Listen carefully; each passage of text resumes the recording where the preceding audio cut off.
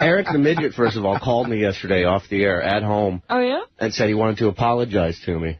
And I told him to call into the show in the morning. All right, that's big of him. So I don't know if he's going to, but... He was on the phone earlier and said that he only had like a couple of minutes because he had to leave for somewhere. Oh, so he did try. Yeah. That's 3 days you want to in know a row. something? He left a really odd voicemail with Scott that him and his roommate have to take his roommate's parrot to the vet because the parrot has some sort of bald spot on its head from its mom pecking at its head, and they think the parrot has brain damage. It's the weirdest message you've ever heard. It's like 2 minutes long, but it's retarded. I've never heard anything like it. Get back. I mean, did he get to call in? I arranged that he could call in. Remember, he said he wanted to be on that girl show. Yes, because he's in love with somebody over there, too. This proves we have the greatest radio show in history because no one can do anything with Eric. He brings that show to a...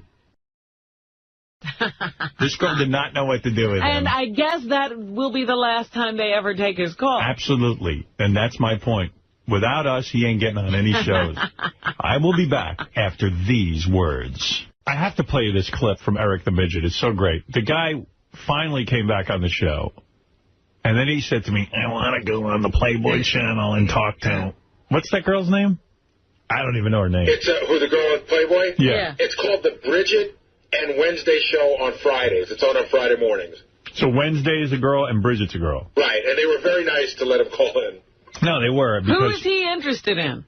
I think Bridget. I think he's interested in Bridget's sister, but I'll tell you, when I spoke to the producer of the show, they totally knew who he was. He sends them the same 7-page emails of nothing that he sends to us. Oh, and they all knew him. Yeah, they weren't going to put him on. I think he calls there all the time or something. I don't know, but they weren't going to put him on. But once we asked, they said okay. he's bugging them the way he was bugging that... American Idol girl's mom, DeGarmo. Yeah. Oh, this is so great because so he finally gets on, and it's a disaster. I mean, the girl doesn't know what to do with him, and he's interested in her sister. Yeah, yeah.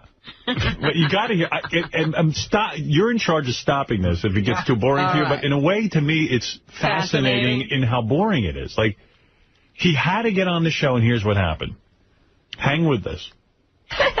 On Thursday, I hosted my live web chat, and, we have a caller. Hello, is this Eric? Yes, it is. Hi, Eric. This is the Bridget and Wednesday show. Good morning. Good morning. I'm here with Juliana and Regina and Anastasia. Hi. Hello. Hi, how are you doing? We're good. How are you? I'm good. What's going on? Not much. I just wanted to call, say I've been listening to the show. I like the show. It's kind of a short one, though. I kind of wish that it would be more than an hour. Oh, well, I just kind of go through and give an insight of what's going on at the mansion. I don't want to give away too much. Right. What else should I talk about? Oh, I don't know. I also like watching the show every week. Oh, good. Thank you. Yeah. I just wish it was on a different network that would allow it to be, uncensored. Oh. Well, you got to buy the DVDs, and then you get all the scene and all. Oh, okay. They are uncensored DVDs. And okay, cool. Yeah. But on TV, they have to censor it, so. Yeah. You know what's great about this? This is a riot. Wait. It's finally the guy gets to talk to the hot cheerleader in high school. Right, and she can't just ignore him. Yeah, she's actually got to entertain him. Oh, this is just too funny. Oh, it goes on for a while. You still with it? He has nothing to say. Nothing. And I like how he's like, cool. Like, what's cool? It was on another network. I was listening, and I wish the show was... I try to explain to Eric that, like, him being into her DVDs and stuff, those girls actually don't think that's cool. Right, that is not material to discuss. These chicks don't date guys who buy their DVDs. No. Oh, there are DVDs. Oh, good. I want it uncensored. But all right, anyway, so the call continues. I live up here in Sacramento, kind of where you grew up. Oh, awesome. That's cool. Yeah. All right. Well, what's your favorite episode? They date guys who produce their DVDs, guys in the Who, Right. like, you know, guys who own companies that put out DVDs. guys who use them. Yeah. I live near you. Like, he knows too much about her. Right. He's a really sick fan. He's a stalker. I don't know where I know they're hot, but I don't know where they live. All right, wait. Oh, let's see. What would be the favorite? Is it the one where we came to Lodi? Yeah, that was a good one. Yes. Or where Wednesday goes dogatonic? Oh, yeah, that was a funny one, too. That was my favorite. Yeah. All right, Eric. Well, we got to move on, but thank you so much for calling in. All right. I think Anastasia's, your sister's real cute. Oh, Anastasia. Thank you. You're welcome.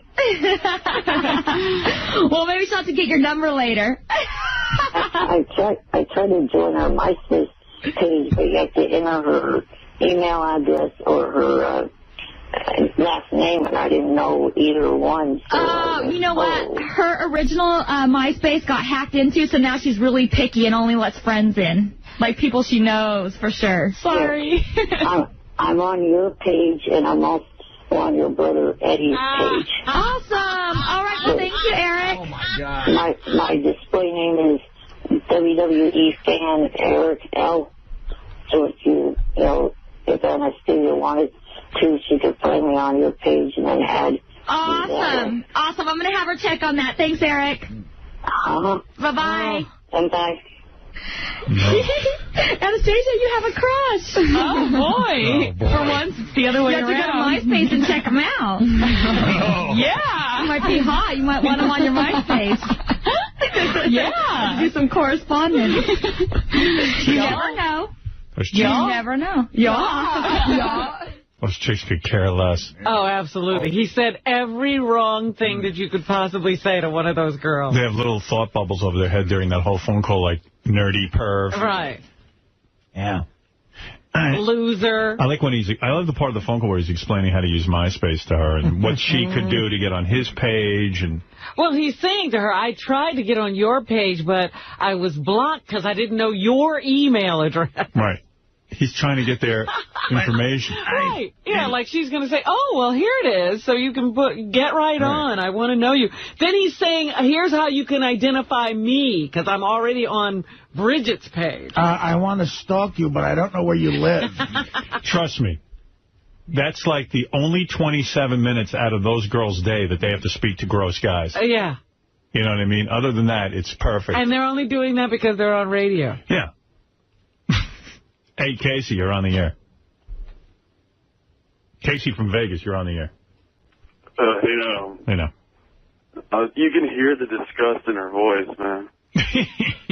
And let me tell you, Eric thinks he made a connection. He's waiting for an email. You should use him like an atom bomb on other radio stations. Just send him around to other people who don't want to talk to him. Yeah, like I love sending him on other radio shows. Yeah, he really distinguishes himself. Hey, by the way, if you want to check out the Playboy channel, you can go to Sirius Channel 198. If we one day, you just want to hop over there? Hop over there. We never of course, but if there's a weird day where we're boring, just I haven't changed the station for over a year. Oh, that's good news. Thank you. Hey, Howard, I found out that Bridget and Wednesday, I thought Wednesday was another girl, too. Wednesday's her dog. She does a show with her dog, a Pekingese. See how cute that is. Steve Langford's back, Steve. Yeah. What's going on in Howard 100 News World? Just some of the stories we're working on in the Howard 100 newsroom. Eric the Midget and Shuley sounds like these two sworn enemies have made up. Oh, good. Really? Was worried about those two kids. Hi, Daddy. Yes. Shuley apologizing to Eric for posting an unauthorized picture on MySpace, and Eric saying he's sorry for an angry anti-Semitic text message he sent to Shuley. So is all forgiven between Eric the Midget and the Stern Show? Eric telling High Pitch Mike in an email, quote, I'm not back. If Langford stayed out of my life, I'd still not be calling. All right, there you go. That's a good update. Anything else? Anybody want to hear from Eric the Midget? Oh, yes. No, you're kidding. He's back already? Eric, I'm getting so many calls, people don't want to hear from you, but I'm with you. Thank you. Eric, I thought our last call was our last call. Well, yeah, I thought it would be too. But I just got to figure out what your problem is with my call last Friday to the show that Bridget does. I have no problem with it. In fact, I want you to call into other shows so I can play it on the air. Yeah, we're going to get you a whole list of shows you can call. Eric wanted to call the Playboy channel because he has a crush on some chicks on the Playboy channel's sister. So he called in, and it was deadly. I mean, the chick didn't know what to do with him. He didn't know what to do with her. It was, Eric, in a word, it was not entertaining. It was boring, but... So what? I didn't want to say anything. I respect Hefner. I'm not going to say anything to his girlfriend or his girlfriend's sister that's going to end up him off. No, but I mean, if you want to be a caller to a show, you got to call in with interesting topics so that the girls want to talk to you. I mean... You sounded like a stalker. Yeah. It was funny in that you were so bad. Like, here you wanted to call in, and then, like, you kind of had nothing cool to say. And then, you know, you're giving your MySpace address and asking for hers. You sound like a goof. Yeah. So it was funny to play. That was my problem. But I'll tell you what, though. Then Eric wrote me this long email, and the guys handed it to me during the show, and I said, guys, I can't read Eric the Midget's long email during the show. That one was short compared to the one I sent you last week. Yeah, this was only a page. So single space, so I took it home and read it. Oh, what did he say? It was all irrelevant. It was like Eric's really hung up on that his call was, you know, he didn't care if it was good or not, and he has respect for Hugh Hefner. All the stuff he's saying now, but it's in more in depth and like somebody cares. I don't know, Eric thinks somebody cares about this stuff. I don't know what's in store. Well, Eric cares. Well, yeah. I found out a lot yesterday just what Eric cares about because he's really got a whole other world going on. So Eric called us a bunch of times yesterday because he met a friend. He met a girl online that he'd become friends with. In fact, I'll show you a picture. It's really cute. All right, let me see. Oh, yeah, that's a hot one, Eric. A little Asian, huh? So this is Eric's friend, and they're good friends. They talk on the phone all the time. Big titties. She likes him, you know, as a friend. So he called Jason like 10 times yesterday, and it's like, did you talk to Courtney? Did you talk to Courtney? Did you talk to Courtney? Hey, hang on. Gary, where are you getting that? I didn't call Jason once. I emailed him twice online before I went to bed last night. He was obsessed with the fact that Jason must talk to this girl. Okay? Why should Jason talk to her? We didn't know. So we spoke to her, and... Because she had called in last week to leave a message for you, and Jason called her on Thursday or Friday, and it seemed like she was going to get a call back from him, and then never did. See, Eric's all involved. Like, Eric, like... Any girl who pays him any attention, but he's on the job. You got to get back to her. But you know what? In all fairness, Eric, help the guy out, so just call her back. I mean, Make him look like a hero. We did call her back. Right. So Jason spoke to her yesterday. Poor kid's trying to get laid. She likes Eric a lot. Let me start by saying she likes Eric a lot. They speak quite a bit. She actually said that once Eric stopped calling us, the level of calls to her went up quite a bit. She didn't mind. She thinks Eric's a great guy. But what we got out of it was that Eric wants her to call into our show, okay? Go ahead. To say nice things about him in the hopes that Diana DeGarmo will hear it and realize he's a good guy, to the point where Eric has given her a list of talking points of good things to bring up about him. What other good things? Well, the big thing that Eric wants to get across is to Diana DeGarmo, but through Courtney telling everybody that he's not dangerous. Right. Okay? Right. Eric, I don't think anyone thinks you're dangerous. No, that's the least of our worries about you. All right, if Diana DeGarmo is listening, Eric is not dangerous. In fact, I'm pretty sure you can beat him up. That's why somebody on an Idol website had to interview her to get her side of it. I found it or someone found it online and sent it to me. Somebody interviewed Diana DeGarmo? Yeah. And what did she say? She said that, you know, she doesn't see it. Her and her mom do not see any problem with me at all. Diana said she met me a few times, but she's only met me once. And she thinks that I'm a nice guy and, stuff like that. So, but I'm like, if a legitimate site is taking what is supposed to be comedy of the show and actually believing it's reality, there's the problem. No, I think they think it's funny. Eric, let me ask you a question. Do I need to go out and work off and book Diana DeGarmo and get her in here and make her say what she really thinks? Of course she's going to say that. She's not going to go start trashing a handicapped guy. She doesn't even remember you. She thinks she met you several times.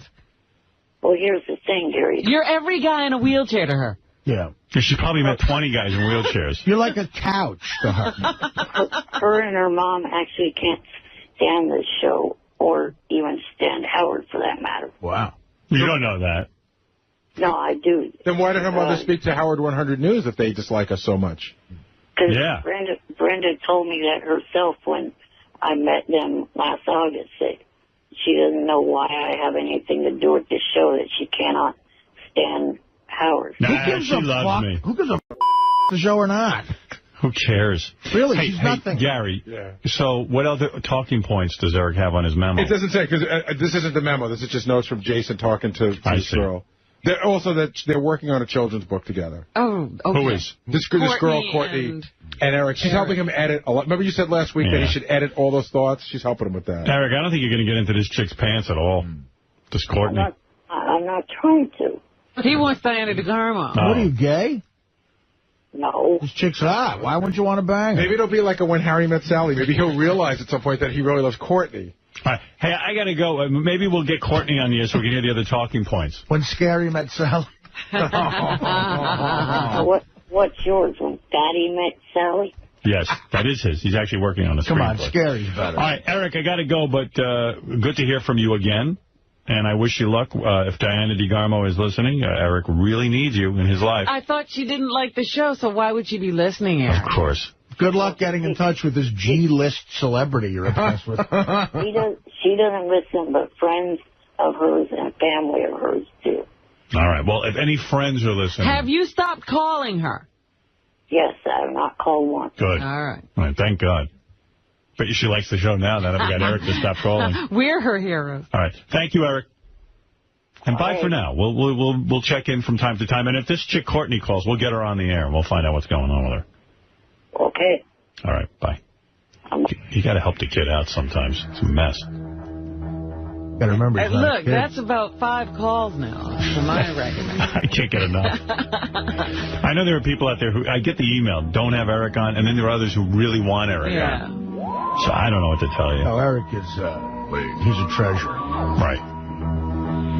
I love all of this stuff he's going through for Diana DeGarmo. I mean, yeah. So funny. That's what's funny. It's Diana DeGarmo. Yeah, I mean, you're talking about someone who no one knows from American Idol. Do you realize I don't know what she looks? I don't think I probably have seen a picture, but I don't know what she looks like. I couldn't tell her in the lineup. She's so forgettable. I mean, you know, Eric is like treating her like she is a huge star. What season was she on? Like, I don't even know. She looks like Joe Torre with blonde hair. What?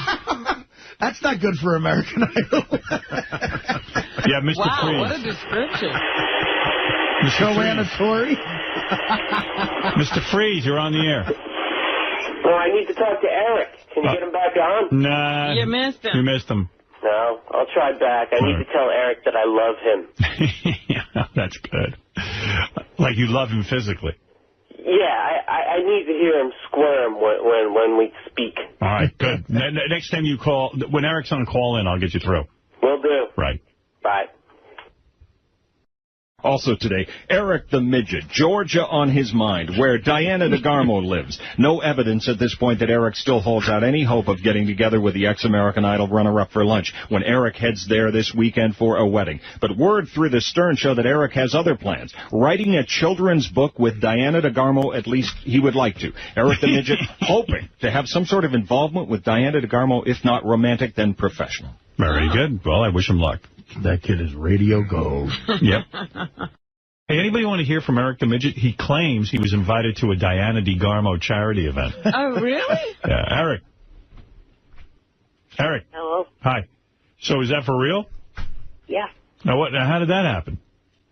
Well, while I was on my trip back in that area, 2 days into the trip, I get a text message on my phone from Susan saying that Diana's mom, Brenda, emailed her saying that I was invited to a charity event that Diana was going to be at on September the 27th.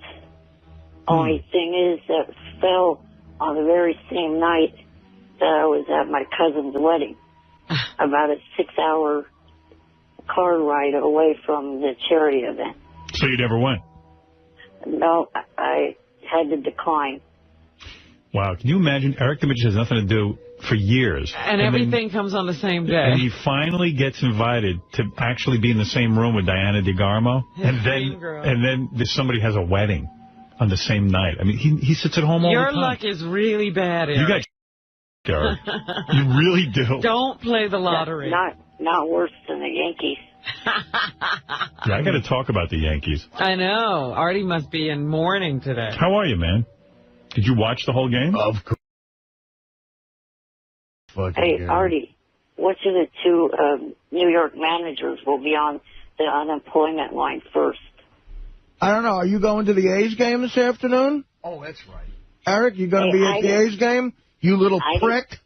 I didn't have any hope that they would actually make it this year. They made two mistakes at the end of last season. One, firing Maka, and two, getting rid of Frank Thomas. How do you know so much shit about it? Well, meanwhile, Gary's got a whole bunch of stats to rub in your face. But I got the best stat of all. But how does a Met fan, I mean, the Yankees got They play 4 more days. That's what all the Met fans are saying. They go, big deal, 4 more days. Here's the thing. One team made the playoffs. One team made the playoffs, the other team didn't. Right, and now they're both playing golf. How much money do you think, since the Yankees won their last World Series in 2000, how much money do you think George Steinbrenner has spent trying to win another World Series? How much? $1.1 billion. Okay. Wow. That's What's a lot the of Met money. payroll? I don't know. I'll tell you, the Mets haven't spent that much. It's a lot of money, though. I mean, And seriously, they still Artie, haven't won. do you think that paying Roger Clemens $22 million was worth it this year? That definitely with an wasn't ERA in the playoffs. What is his ERA here? Look at Gary whipping out stats. Look, you got notes. Oh, there you go. Roger Clemens, 11.57 was his ERA, but not nearly as good as Chin-Ming Wang with a 19 ERA. Is that who pitched last night? Yeah. Wang. He was. They took him out after the second inning. He won 19 games this year, but then something happened. He had a good year. And he blew. Wang? Wang. Is Baseball's a long season, man. But once again, last night. But God, he's Forget about A-Rod. What about your beloved Derek Jeter? 3 for 17. Yeah, I was surprised, Jeter, you didn't hear from this. The Yankees pitching blew the whole. No, the batting blew. Well, I mean, Posada 2 for 15. Clemens to a hole every game. None of the guys ever. Yeah, well, I mean, Garrett, what do you want me to tell you? I don't know. Your mass Yankees versus the. A lot last night, just not enough. What's going to be, Joe Torre fired first? Answer the Midget's question. I say Joe Torre. I hate to say it because I really do think he's a good manager. I'd say he's probably fired by the end of the day. Do you agree, Artie? No, not today. Why? Today. No, I don't think they're not.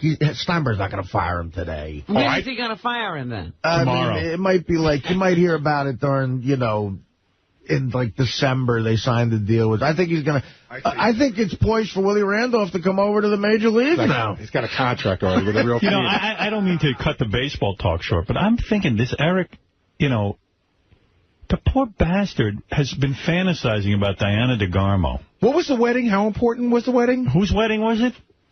It was my mom's sister's son. My mom's? So cousin. A cousin. A cousin. How often do you see your cousin that got married? Last time I saw him was at his sister's wedding 6 years ago. So a guy you hardly see, he is a cousin, a guy you hardly see versus Diana DeGarmo. Eric, did you say to your mom and dad at some point, look, this is Diana DeGarmo, the woman I'm hoping to marry or get into a relationship with. I've been calling her house multiple times. See, if I was Eric's parents, I would take him to Diana DeGarmo on the chance he might get married. They get rid of him. Well, they know he has no. Did you ask for a pass on this? No, because I knew there was no. They were the ones that had the keys to the rent-a-car, and it was a 6-hour drive between the two places. So. Oh, do you see what the real in his life is? Besides being in the wheelchair, he's a man-child because he's a grown-up, but he's still a child to his parents. He has to ask permission to go out and ask permission to go every place. And it's like, drive me here, drive me there. I feel bad. And I do, too. I feel bad for Eric, too, because, like any other guy would just hop in his car and this. Right. I'm going to go meet this chick, and I'm going to go drive there, and, I'll make some excuse for not being at the wedding. But he's down, like, even in his condition, you think he could call a friend and say, listen, get me out of this I can meet Diana DeGarmo, come and get me. Right. But he wouldn't even do that because he's so afraid of his parents. would cut him off. Yeah. Don't you know any other 14-year-old girls that would have went with you to see Diana DeGarmo? No. Can you imagine your cousin must hate you, this guy, right? I mean... Yeah, this cousin's going, oh, my God, we got to have Eric at the I got to wedding. go to Eric. You know, he's rolling his eyes. Does he have to be in the pictures? Yeah. No, he was thankful that I was there. Oh, he had to say that. Can you imagine what a Diana DeGarmo charity event is? Like, what is that? What is the charity? The email, I sent to Will, and there was an advertisement on her MySpace page that talks about the event. So it would probably have been Eric and Diana DeGarmo at this event. Yeah, I mean, no one else would have been there. Eric, you're telling me Diana DeGarmo's mom called and invited you? She emailed Susan, the woman I know that knows. And she said, please invite Eric. She said, please invite Eric to the Diana DeGarmo charity event. Yeah, it was like something to do with chefs or something like that. What do you think's going on here, Gary? It sounds like invitations went out, might have gone out to a person Eric knew, but I don't know. It sounds a little shaky. But, Eric's missing the whole point. You are a charity. You should have your own charity event and get Diana to host it. Hey, hold on. Mrs. DeGarmo is on the phone, believe it or not. Yes, Mrs. DeGarmo. Hi, how are you? This is Mrs. DeGarmo. Thank you for calling in. What can I do for you? Yes, I'm going to send Eric the invitation for the charity event. He's a lion. You're saying he's a lying midget because why? You didn't send him an invite? No, not at all. Wow. Mrs. DeGarmo says she did not send you an invite, Eric. He's my daughter, and that's what he's going to do. I'll press charges on this midget. Who's right? Is this high? This is Mrs. DeGarmo. This is not high. This is Mrs. DeGarmo. You're not high. No, this is not high. This is it really isn't, Eric. It's Mrs. DeGarmo. No, it's not Brenda's voice. I know that for sure. Instead of calling my daughter, keep your little midget fingers up. All right, thank you, Mrs. DeGarmo. She's clearly upset. Howard. Yes, thank you. Lovely woman. Bye-bye. Hey, Howard. Yes. Eric forwarded the invite to Will, and I'm looking at it, and from what I can see, there's nothing in here that says Eric. It's very generic. Right. If you look at it, we teamed up with one of Atlanta's biggest celebrities for a great cause. There's no personal We'd note. like for everyone to come by and say hello to Diana. For an added treat, she'll even be signing autographs. To get an autograph, simply click here. But there's nothing that says... Gary, shut up for a minute. I said that's the part that's off of her MySpace page. Oh. The text message, I copied the text message from my phone, word per word, and it's under that. Look at the bottom. It just says, Brenda emailed me, said you are invited to Diana Benefit on 9/27, some chef show. Hope you're having a good time. But I don't know, Eric. It sounds thin. It's a thin premise there that you were really invited. It seems like anybody could come. Yeah. I don't mean to rain on your parade, but it doesn't look good. I think maybe you were smart to go to your cousin's wedding. It might have been. Imagine if he shows up and there's a picture of him and the police are like, no, we told not to let you in. All right, Eric, but congratulations. You got close, and I'm sorry you couldn't be there. Right. Maybe next time. Maybe next time. Yeah, maybe next time the Yankees have a shot at the World Series. Yes, Mr. Freeze, you're on with Eric. Eric. Yes? I love you. I love you, man. I'm not even to say it. I love you. I want the world to know. Eric. Eric, I love you. Eric, what do you say to this? No, thank you. All right, Eric, we'll speak to you soon. All right, Thank you. Bye. Well, you see, poor Eric. He couldn't go to the Diana DeGarmo charity event. That close to his idol.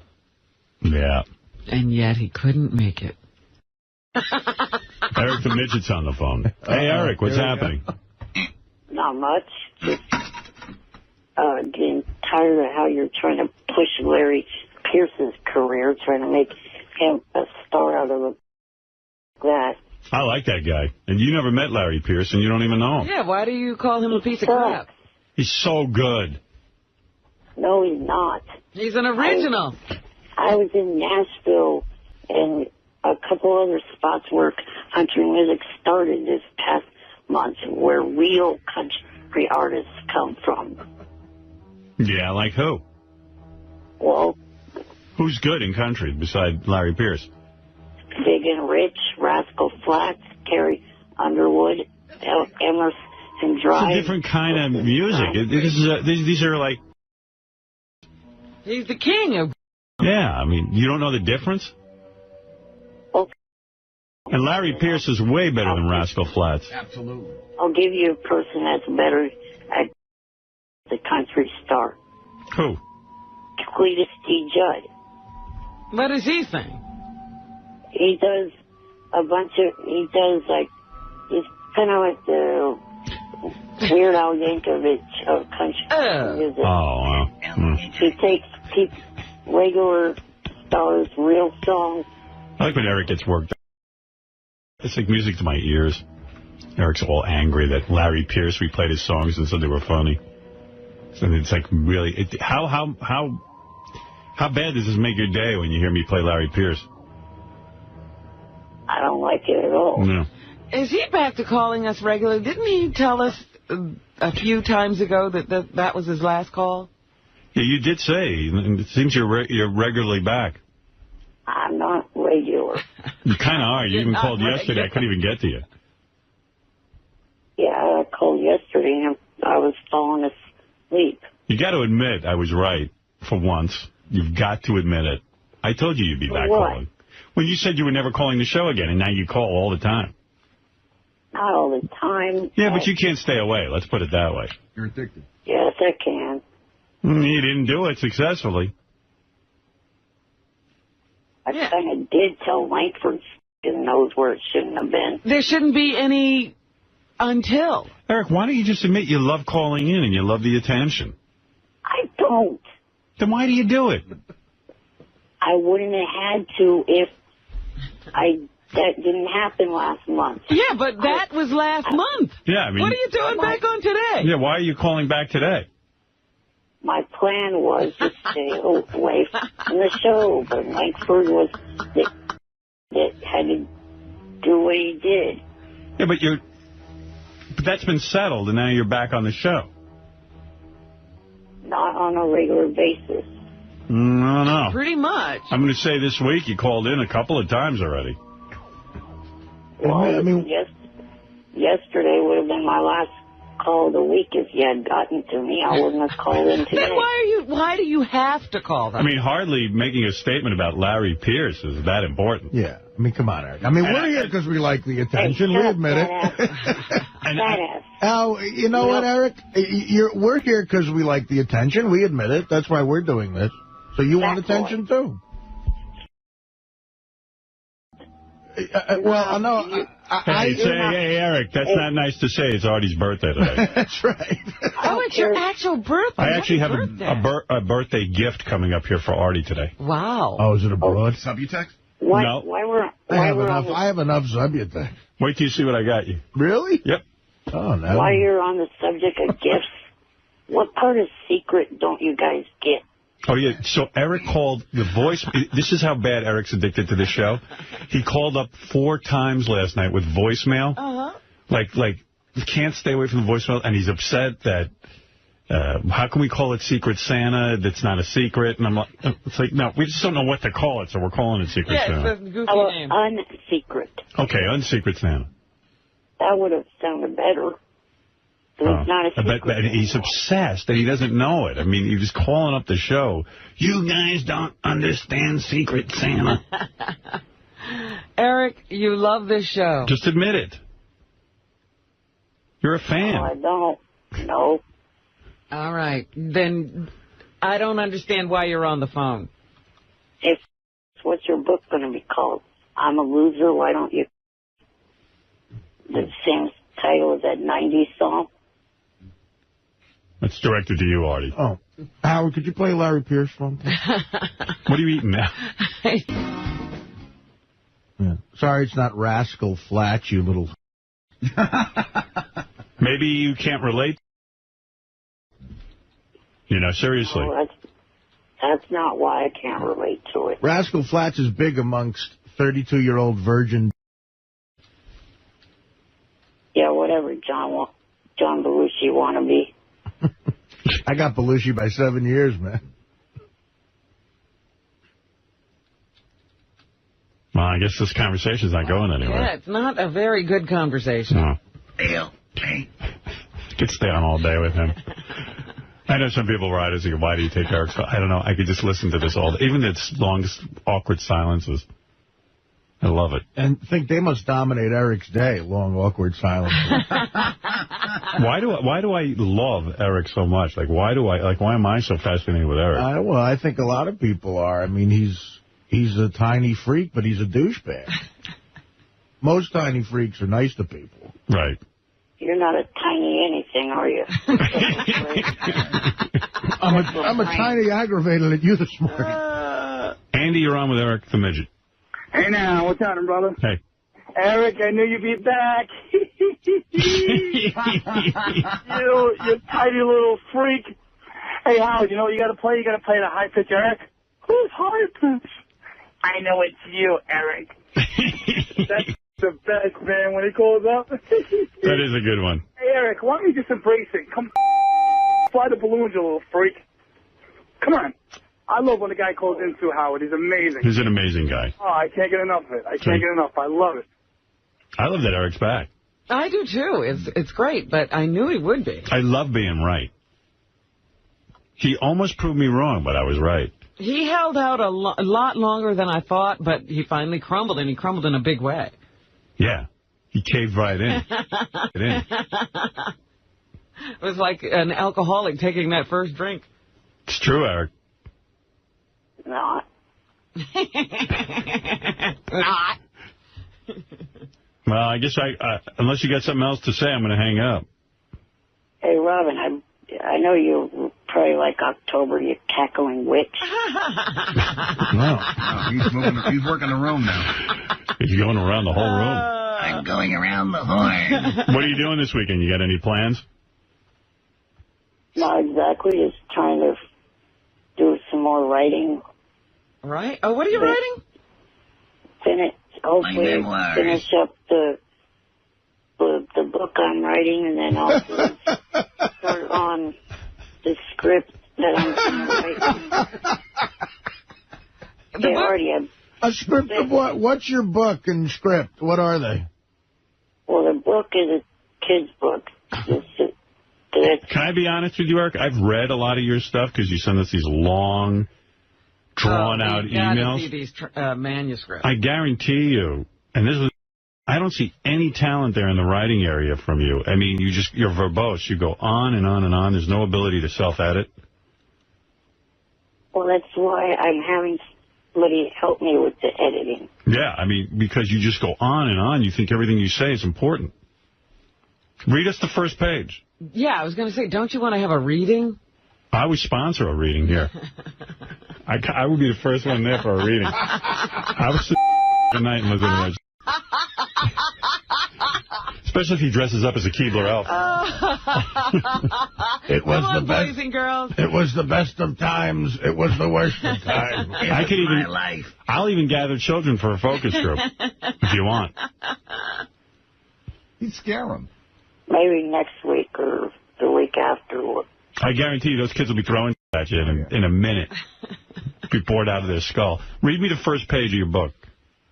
I don't have it handy. I'll wait. What do you have to do, get to the computer? Yeah.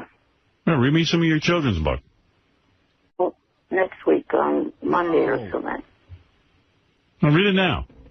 He's already planning his next call. Yeah. Chapter 1, I came into another pillow. I changed the beginning a little bit, and that's why I want to wait until the change gets edited. Mm-hmm. Chapter 1, Stalking Catherine McPhee is hard work. All right, well, we look forward to that next week. Where Eric will be doing a reading of his book, his new children's book. Yeah, I bet if my book gets published, it would outsell Artie's. Well, let's hope. You want me to make some phone calls? I can get you published. What day should we schedule it for? Monday? It's one day next week, Monday or whatever. I can barely stay awake through an Eric call. How are kids supposed to listen to him for an hour? Can you imagine? We got to sponsor a whole reading. Yeah. But everyone will show up. But it would be great if a kid just starts... Instead of Dr. Seuss, it would be Tiny Seuss. Yeah, you need a nom de plume, as Cindy Margolis would say. I think nom de plumes are the best. All right, we look forward to it, Eric. I can't wait to hear. What is the name of the book? The Midget and the Hat. What is the name of the book, really? Well, the title it's got now is, I kind of thinking of changing the title, so I'm not real sure. So what is the title? Well, what is it now? What's the working title? Yeah. Is he a pug? Yeah. Oh, okay. Is his name Doug? After that title, I got a good nom de plume for him. Eric the Fag. Not. And what's the story on the dog? Like, what's his deal? Is he like... Do all the other dogs make fun of him? No. Him and the other two dogs that the owner has go on a little adventure to help the owner, meet the love of his life. Oh. Man, you can really sell it, too. You're going to do the talk show circuit to sell it? Yeah, you're gonna do like Letterman and Conan. Yeah, you're gonna go up and really... You're gonna get on the Oprah Book Club. Something tells me, Eric, and I'm not a psychiatrist, but the story sounds like you and Diana DeGarmo. How you're chasing her all over the country. You're in love with her, and you can't get anywhere with her. Would you say that's fair? I don't know. You would have to, I guess, be the judge of that. Well, you say this dog is in love, and he's traveling the country, and the other dog is ignoring him. No. It's the owner. Oh, the owner. Oh. The dog is trying to help the owner get the love of the So, in other words, this is your imaginary tale. If you had a dog, that would help you get Diana DeGarmo. We're the dog, in a way. Well... We're trying to help. Well, Eric's the master. Right. And the three of us are the three dogs. Right, and we're trying to help him get... Were you inspired by Diana DeGarmo? Yeah.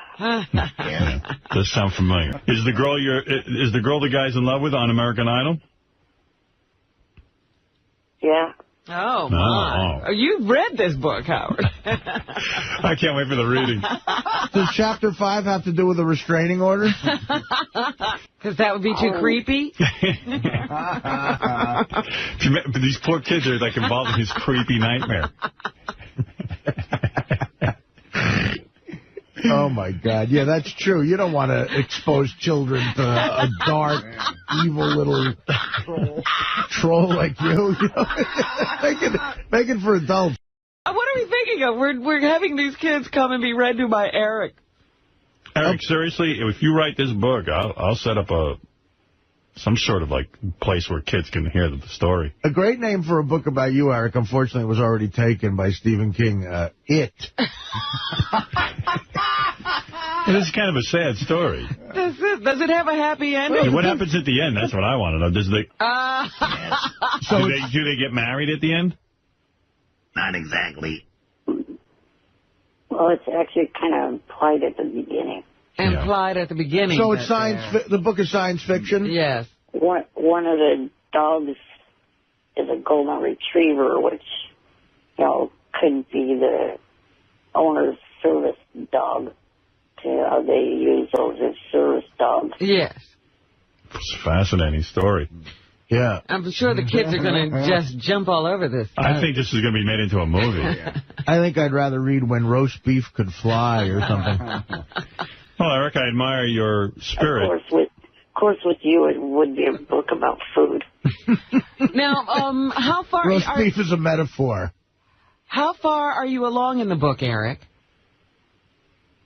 Actually, only about 4 pages. Oh. So you write little books, too? Well, so, okay. Next week we'll have a reading. You just read the first page. I mean, just get to writing. You've got the whole weekend. Yeah.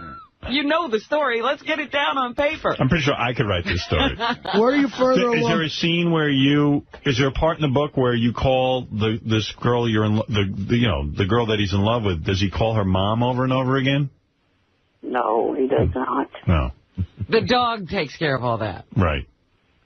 Do you wish in a way you could make your dream come true of getting Diana DeGarmo? Is this your secret wish? I don't know. Mm-hmm. Is there an evil radio host in the book? No. No. I would be honored. All right, Eric, we'll hear from you next week. The book actually is, so far, pretty celebrity-filled. Oh, is it? Why is it celebrity-filled? Well... People love to read about celebrities. A charity event, and the charity event will be, a music event. So all these different music stars that I named in the book, and also reality TV people that will be hosting the event. Well, it sounds fascinating. Hey, Howard, this makes sense. I just read in page 6, Diana DeGarmo is writing a book. It's called Go Away, Little Monster. Well, Eric, I wish you luck with this book. I do. And take your little dog with you. And I'm very excited to have a reading and hear what you have to say, okay? Yeah, I can't wait. Oh, man. All right. Thank you. Hey, Artie, how many brain cells have you actually coke in? Hey, not enough to get fired, Eric, good thing you stayed on the line. Carrie Underwood's on the phone? Oh. Carrie? Yes, Howard, how are you? Good. How are you? And welcome to our show. Oh, thank you so much. It's a pleasure to hear from you guys. Okay. Eric is on the phone. He is a big fan of yours and probably would like to say hello. Oh, hi, Eric. How are you? Hello. This is Carrie Underwood. How you doing? So I heard about your book idea. You like the book? No, I hate the book idea. I don't think it's going to work out for him. Wow. Have you been threatened with any arrests lately? This is Carrie Underwood. Yeah, that's why you tripped and almost said Catherine McPhee. This is Carrie Underwood. This is not... This is Carrie Underwood. This is not... Eric, I know that High Pitch has tried to fool you in the past, but this really is Carrie Underwood because her agent called and set this up. But Howard, you didn't hear him. You didn't hear trip and almost say that he was Catherine McPhee. No, I heard Carrie Underwood. I never said that. I didn't even hear her say that. I caught that. I did hear that. No, I really didn't. This is Carrie Underwood. I didn't hear that. Did you, Robin? No, but, I mean, you got Carrie Underwood on the phone.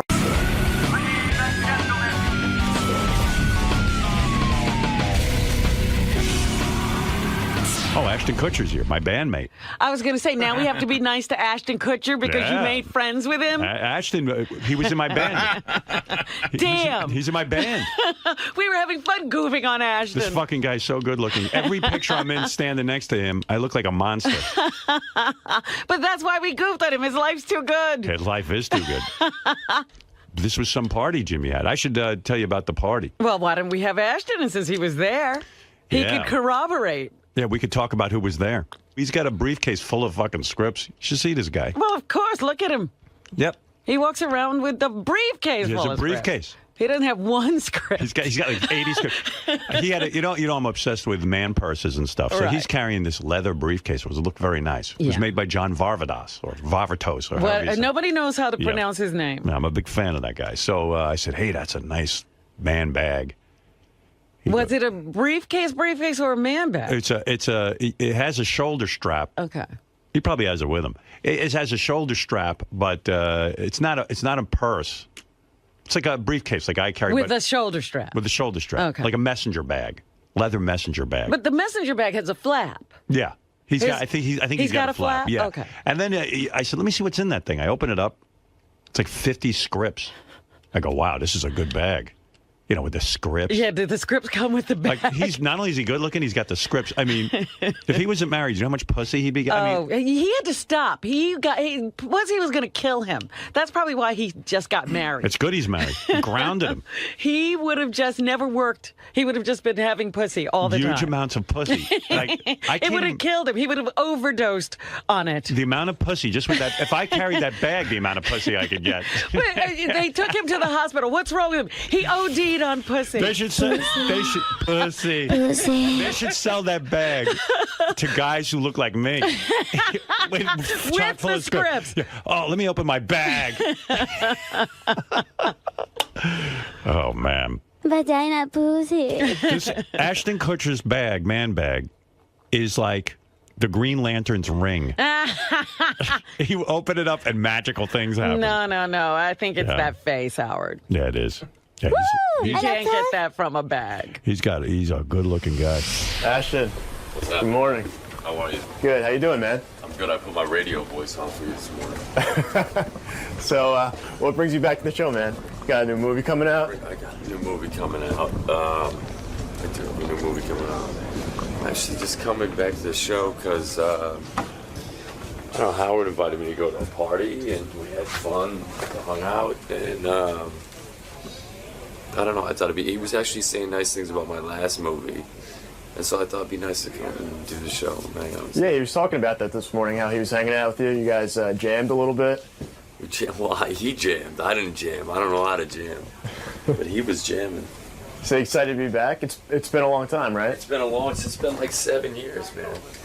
Nice, dude. I think 7 years is probably about right. Maybe a little longer. Yeah, I think 2003 you came on. Yeah, okay. So you know. You got all the math done, huh? Yeah, I read up on you. All right. All right, man. We'll see you in there. All right, buddy. So here's Ashton Kutcher. He's in the movie Killers, where his wife... There he is. His wife? Might be... Yeah, well, the plot of the movie is what? Hey, Ashton. Look at you. You made it. I made it. I didn't think you'd make it, man, after the big band rehearsal. I'll tell you, well, the band was big. The band was big. Well... you were actually good. You knew how to play. Not really. Let me tell you something. Well, obviously you're punk. Yeah. No, listen, I was the one getting punked. I'm the one who did. I had no idea. Demi was trying to, like, force me into it. Yeah, right. Well, I'm going to talk about the moonshine and everything else. The moonshine? Moonshine. Yeah. I think that's what happened to my voice. Yeah, well, no. What happened to your voice is... Is he the lead singer? No, he didn't even sing. You sang a little, but this weekend in L.A. was so really surreal. But the reason he's not feeling well, you're not feeling well. I'm losing my voice. The reason he's losing his voice is he went to Jimmy's party. Yeah. And we partied pretty heavily. Then him and his wife go out to play pool somewhere. Where? At Soho House? The Soho House. Yeah. It had to be. What time did you get to sleep? Like 2:40. 2:40, and then you had to get on a plane and fly to New York. I mean, why am I the only one neurotic about sleep and that you have to get your rest? I don't know, Howard. You know what I mean? We slept for like 5 hours. Yeah. Well, to me, that's nothing. I have to have rest, and people are running around and going crazy. I was just saying, that briefcase of yours. The Barbados one. That is a pussy fucking magnet because it's loaded with scripts. I learned it from you. I learned it from watching you. When you opened up your bag, there was about 10 movie scripts in there. No, there was 2. 2? Yeah, they were like in a binder. It's a rewrite. It's actually one script. So it's one script and a rewrite of that script. Isn't that a pussy magnet? I mean, when you've got a briefcase full of movie scripts in Hollywood and you look the way you do. I saw pictures of the evening of Jimmy's party. I'm standing next to you and David Arquette and I'm standing next to John Stamos, and I look like a fucking goddamn monster next to you, prick. Stamos is handsome. I mean, that son of a bitch. Like, he's been good looking for fucking 50 years. Yeah, but I mean, can you imagine, like, Ashton Kutcher and Ryan Phillippe and all these fucking good-looking guys, and then you see me, and I'm like, and, you know, my wife's looking at pictures of me from the evening, and I'm like, I look like a goddamn monster with these guys. I mean, really, it's horrible. But you had a whole look going on. You were like, you had like the whole black. Now, see, that's the not hair fair. and That's he was not fair. when you To got say he hair had like a that. look. When you got hair going like that, I you was got like the guitar. I was like Slash. You were fully like with your short band for your for the strap for the guitar. So it was like it looked so bad. You were playing it with your chin. It looked like a ukulele. It was an average size strap, but on him it looked like it was too small. But don't you agree? We should go over the guest list of who was at Jimmy's party, because that was a sassy party. That was I'm sure like that's no big deal to you. You probably go to A-list parties, being married to Demi, and you got your own fame. Here's the thing about that party: there were no assholes there. Like usually you go to these parties and there's there's sort of that like upper crusty like those, and they spend their time all together and they don't talk to anybody. Right. It was like a non-asshole party. I mean, I was probably the biggest asshole there, and that's Next a to good me. thing. Like, yeah, yeah. But you say, but I know what you mean about this. Jimmy put together a party in my honor of coming to L.A., and it was really some party. I felt like I was part of Hollywood in a way, you know? I was kind of feeling full of myself. Like, let's review who was there. And then we got to talk about this band room. Jimmy set up a band room where you could have any instrument you want, you play. And so I was playing guitar. John Stamos came in. He plays drums. I mean, he's a really good drummer. He's a great drummer. Because he plays drums for the Beach Boys, which is pretty impressive. Yeah, obviously he must be able to play drums. But it was a weird vibe. Like, I get up and I'm first playing, and Ashton wasn't playing yet. And the original band was me, John, and Mark McGrath from Sugar Ray. Oh, okay. And then, like, a weird thing was happening. John was getting upset with the band. John Stamos? Yeah, like David Arquette was playing trumpet, and which didn't fit in, but it did. It was also a couple of the guys from Kimmel's band too. There were a couple of guys from Kimmel's band, like professional musicians, but Stamos was getting pissed because he was the best guy there. Yeah, he was angry that he was the best musician there. Yeah, Stamos. What did he think was going to happen? There was a weird thing happening. So John Stamos starts going, man, this is bullshit. We can't agree on a song to play. I go, okay, let's play Louie Louie. Already the band is fighting. So I'm That's playing the first thing you do. So I start playing Louie Louie. Ugh. But that's the only fucking thing I know. It's 2 chords. Yeah, C, F, and G. It's hard to go wrong. So I'm with playing Louie Louie, right? And we were doing our thing, and Stamos he's getting mad that everyone's such a fucking bad musician. Yeah. And he's bad mouthing Mark McGrath. Oh, really? Yeah, Mark McGrath. Oh, I thought there was going to be a spat. It looked like they were going to fight. They were going to fight because. What was Mark doing? Because John goes, "What's with this guy? He's a fucking singer and he doesn't know any songs." And I go, "Does it really matter?" I'm the only real musician here. If he's going to drum, you better know what you're doing. I said, "We're all high as a kite." You got to hear this. Johnny Knoxville was there. Johnny shows up with his wife. Is that his wife or his girlfriend? I don't know. Johnny Knoxville looks like he's 80 years old right now. Right. He's beaten his body so much. He walks around. He's like an old man. He's like, so it's catching up with him. Yes, ma'am. Yes, ma'am. We'll just have it right down here. Yes, ma'am. Yeah, he's real polite. Okay. And he's real super polite. Like, everybody's ma'am and sir. But he looks like he's like 80 years old. He's got like his business is all screwed up. I guess that jackass thing is not a good thing to do. He's still putting that catheter up his cock every day, twice a day, and I mean, Johnny looks like that'll age a guy. I mean, when you get your dick broken, like everything after that is like downhill. What a mess. So Johnny, I'm talking to him, and Jimmy has a full, beautiful bar. I'm drinking vodka. He goes, "Never mind that shit." He goes, Johnny pulls out a jar. Like a jar, like a jelly jar with a screw top, and he goes, a mason jar. He goes, have a drink of this. It's moonshine. I go, moonshine? What the fuck is moonshine? What do you mean? Moonshine in Beverly Hills. He's a hillbilly, and these guys, from Tennessee, his cousins or something. His cousins make moonshine. They make their own alcohol. This was Blue Flame moonshine, which is supposed to be the good stuff. Well, I took a smell. Like, I just took a smell. And Ashton's wife, Demi, says to me, "You're a real pussy. Drink the moonshine." So I said, what do you mean I'm a pussy? I'm not going to drink that crap. That's probably poison. Yeah, I mean, Johnny Knoxville's uncle made it. I said, look at Johnny. She was calling you a pussy because you called Stamos a pussy, and then Stamos drank it. And the first thing, I walked into the party, and Stamos was like, "You're a pussy if you don't drink this." Right. It was like the first thing, and I'm like, okay, well, I don't want to be a pussy, you know. I never felt such peer pressure because I mean, after all, I mean, there's Demi Moore saying, like waiting. You can't have that. She sees I'm not a real man. Yeah. You know what I mean? And like, was she drinking it? And then like Courtney Cox is drinking the moonshine, God. and she goes, "Come All on, these man." girls are. She's like, man up, drink the moonshine, and I go, are more manly than you. I'm such a fucking woman. I won't drink the moonshine. I wouldn't. I smelled it. I knew. That's why Johnny looks like he's 80 years old. He's drinking moonshine. It's either that or lighting himself on fire. One or the other. Yeah, or smashing your balls into a truck. Something. But yeah, but I mean, they make it's not prohibition. You don't need moonshine. No. But it was fun, right? The moonshine was potent. I mean, it was heavy stuff. Then you kept saying you don't know how to play an instrument, but then you got up and then you're playing the piano like Billy Joel or something. I took when I was like 7 years old, I took 3 years of piano or something. I don't really know how to play. And your wife's a good singer? She was up singing? She was singing? My wife can do anything. She's singing. She can do whatever she wants to do. She can. She was really great. I didn't know she sang. Well, if you hung out at the kind of parties I hung out at, you would know this kind of shit. Yes, I would. You're too busy going to charity benefits. I'll do my thing. You do yours with the moonshine. Talk to me about charity for a second. How does a celebrity pick their charity? Now, are you trying to get rid of the sex slave industry or something? Human trafficking, yeah. Human trafficking. There's a million charities you can get involved in. Why human trafficking and sex slaves? I saw this thing on like one of those like 48 hours special thing, Nightline or whatever, and it was these like 6 and 7 year old girls in Cambodia, right? That were working in these brothels, and these grown men were going in and sleeping with the 6 and 7 year old girl. And this is not really morning talk, but it was just so disturbing to watch, to see what was happening with these kids.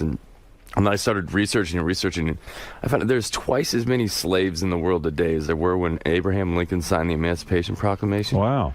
I didn't even know that. And it's like a $32 billion industry. So you got involved with that? Yeah, because Rob is involved with every fucking charity but that. Isn't Demise involved with something called like the Rebecca... The Rebecca Project? Yeah. I don't know. I saw an email getting passed back and forth about, but I don't know whether she's associated with it. Everybody's helping everybody. We just started our own foundation. It's the DNA Foundation.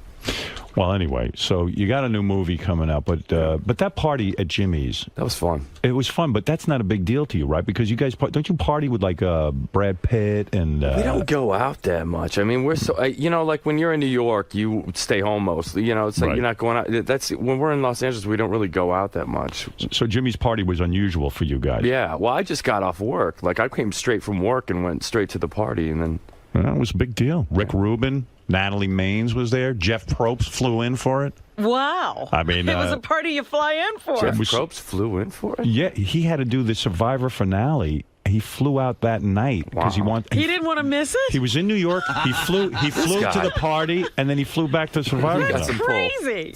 Yeah, I had a good time.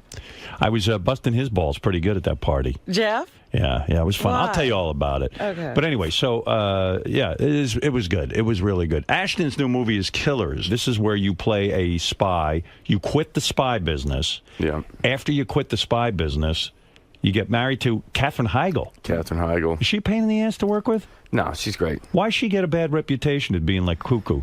Yeah, I don't know. I think she had like a thing on the what was getting the Knocked Up movie. She had like a thing with it was like the guys in the movie and I don't know what it was. I didn't really get into it with her. And yeah, she had some sort of thing. Yeah, and I think you know when you have one thing like that spike up, then every time they do want to make a story out of it every time. So working with her was easy. Yeah. Yeah, you liked her. So you're a spy. You quit with the spy business. She marries you. You never tell her you were used to be a spy, and then all of a sudden, some guys put out a hit on you. Yeah, there's a hit. There's a contract hit put on me, and it's like one of my friends or neighbors, but I don't know who it is. Yeah. And I mean, it's a pretty basic plot line. So it's like you're Superman because all of a sudden when your wife learns you used to be a spy, she's kind of freaked out. Yeah, she's kind of freaked out, but she's also kind of impressed. Yeah, right. She digs it. I get to kill people. Yeah, that's fun. I just wanted to shoot a gun. And you get to do all that. I get to shoot guns and jump through windows and dive off boats, and that's fun. And make out with Katherine Heigl. So It's like free cheating, you know? Yeah, I know. There was a picture in the Post View yesterday making out with another chick. Natalie Portman. Natalie Portman. That's going well. You're making that movie now. That's in a movie. That's a movie, yeah. No, I Yeah. understand that, but you get to make out with, like, there's a picture I know, of it's him, like and free your mouth, cheating. But your mouth Yeah. is open, and your tongue is practically down her throat. in That's this not picture. true. That's not true. It's it might be touching a little, but not down her throat. Isn't that tough on your marriage? I mean, you're constantly fucking making out with other chicks. She does it too. I know, but I mean, Jesus Christ, between the two, do you get jealous when you see your wife in a movie or you're doing this? I shit? get a little jealous, but she's just good. She's good with it. I don't know. She's okay with it. How's the marriage going? Great. How's the sex? Amazing. Are you having as much sex as you used to have? Yep. No kidding. Still goes down. After all these years? 7 years. What is the secret to you Lots and to me? of sex. Is that true? Yeah. Do you instigate it mostly? It's mutual. How do you instigate it? Give me some tips here. How do you keep it fresh? Sexting. Sexting. Yeah, the texting. But You're sexting. big with that. Oh yeah. And you write her dirty messages. Yeah, all day long. You don't send pictures. Oh yeah. Oh, really? But just across the text of your yeah. cock. Yeah, whatever. Yeah, sure. You send to me pictures of your penis. Penis. not the penis. Penis. Not necessarily that. Sext her now. I think you have to just be like, just wait till I get home. I'm gonna ruin you. I'm gonna ram it into you. I'm gonna ruin you when I get home. Really? Yeah. And then you do it. Yeah. You get home and you actually follow through. Yeah. Will she put on outfits and stuff for you, or nah? We don't do all that business. No. You get in the room and you get down to business. Yeah, just get her done. Do you think you got enough fucking out of your way? You got married very young. How old were you when you got married? Nah, I wasn't. I was 25. 25 when you got married. That's not that young. I'm from Iowa. People get married in Iowa when they're like. That is true, but you 13. So he really 12. waited. It's like Romeo and Juliet. When you were young, I mean, how old were you when you started modeling? 19. Modeling's a nightmare? Well, it's not. I mean, it's hard to feel good about yourself when, it's like... Howard would feel really good. I would feel great if someone would pay me. But there's not a whole lot of earnership there. You know what I mean? My wife has said to me, she said when she used to work with male models, it's a very, very strange career. For women, it's not such a stigma, but for a man, it's kind of weird that... Because you're really not doing a lot. It's like getting a jigsaw puzzle that's already put together. Right. You can't feel really good about what you've done there. Like that's just what it is. Did you do the runway and all of that? Yeah, Oh boy. Oh, no kidding. Oh yeah. Imagine the pussy you got when you were doing that. It didn't ramp up. It's hard to be like, because part of it's like what you do for a living. The girl. It's like, oh, I'm a male model. Like, it's not like really like girls aren't like, oh shit, I'm going for that. Girls are turned off to male models. They don't see them as ambitious. There you go. Right. I don't think it wasn't that. It wasn't like flowing then. So when you got that job on TV, that helped. That was like, thank God. Yeah, that helped. I'm done with that. That helped. And you were a badass growing up, right? I mean, you robbed a store or something. What did you went to jail or something? Yeah, I had like a third-degree burglary thing. What kind of a store was it? I broke into high school, like my school. It wasn't like the school store. No, just the school. You broke into school? Into the school. Crazy. I want to get out of school. Why? We were trying to rob stuff out of the school. And you were trying to rob... I actually did something like that. What do you do? What is there in school that you want? Come on, they got all kinds of stuff in there. What do they got? All that Pencils? equipment and electronical stuff. My cousin was like trying to break into the soda machine and try it out, Yeah, they got free yearbooks. Yeah, they got vending machines in there. Let's go. Yeah, they keep it all in there. When you got married... You did a Kabbalah ceremony, right? Yeah. Are you still into that? I still study it a little bit, yeah. But the me's more into it. We're both into it, kind of equally. You're not wearing your little bracelet. Where's your red string? Oh, no. I'm doing a movie right now, so I can't really wear it. Well, but Demi doesn't wear it. Yeah, she does. I don't see I mean, I looked her over. I didn't see no any red string? No. Maybe it fell off. I don't know. So when you get married in a Kabbalah ceremony... What is that? I mean, is that like a Jewish ceremony, or is it something? Yeah, basically. You step on the glass. Who's that guy?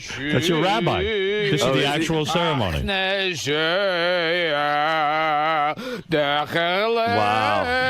nice.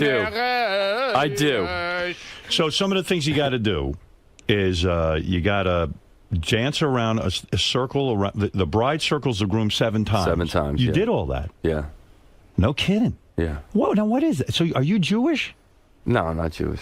But you're Kabbalah. But that's Judaism. I don't understand. But here's the thing. I think religion's kind of awful. Yeah.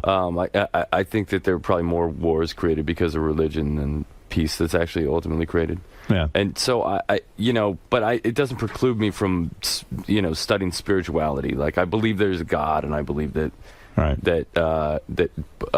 part of that's within us, and I think I have a soul, and so I try to stay grounded through spirituality. Right.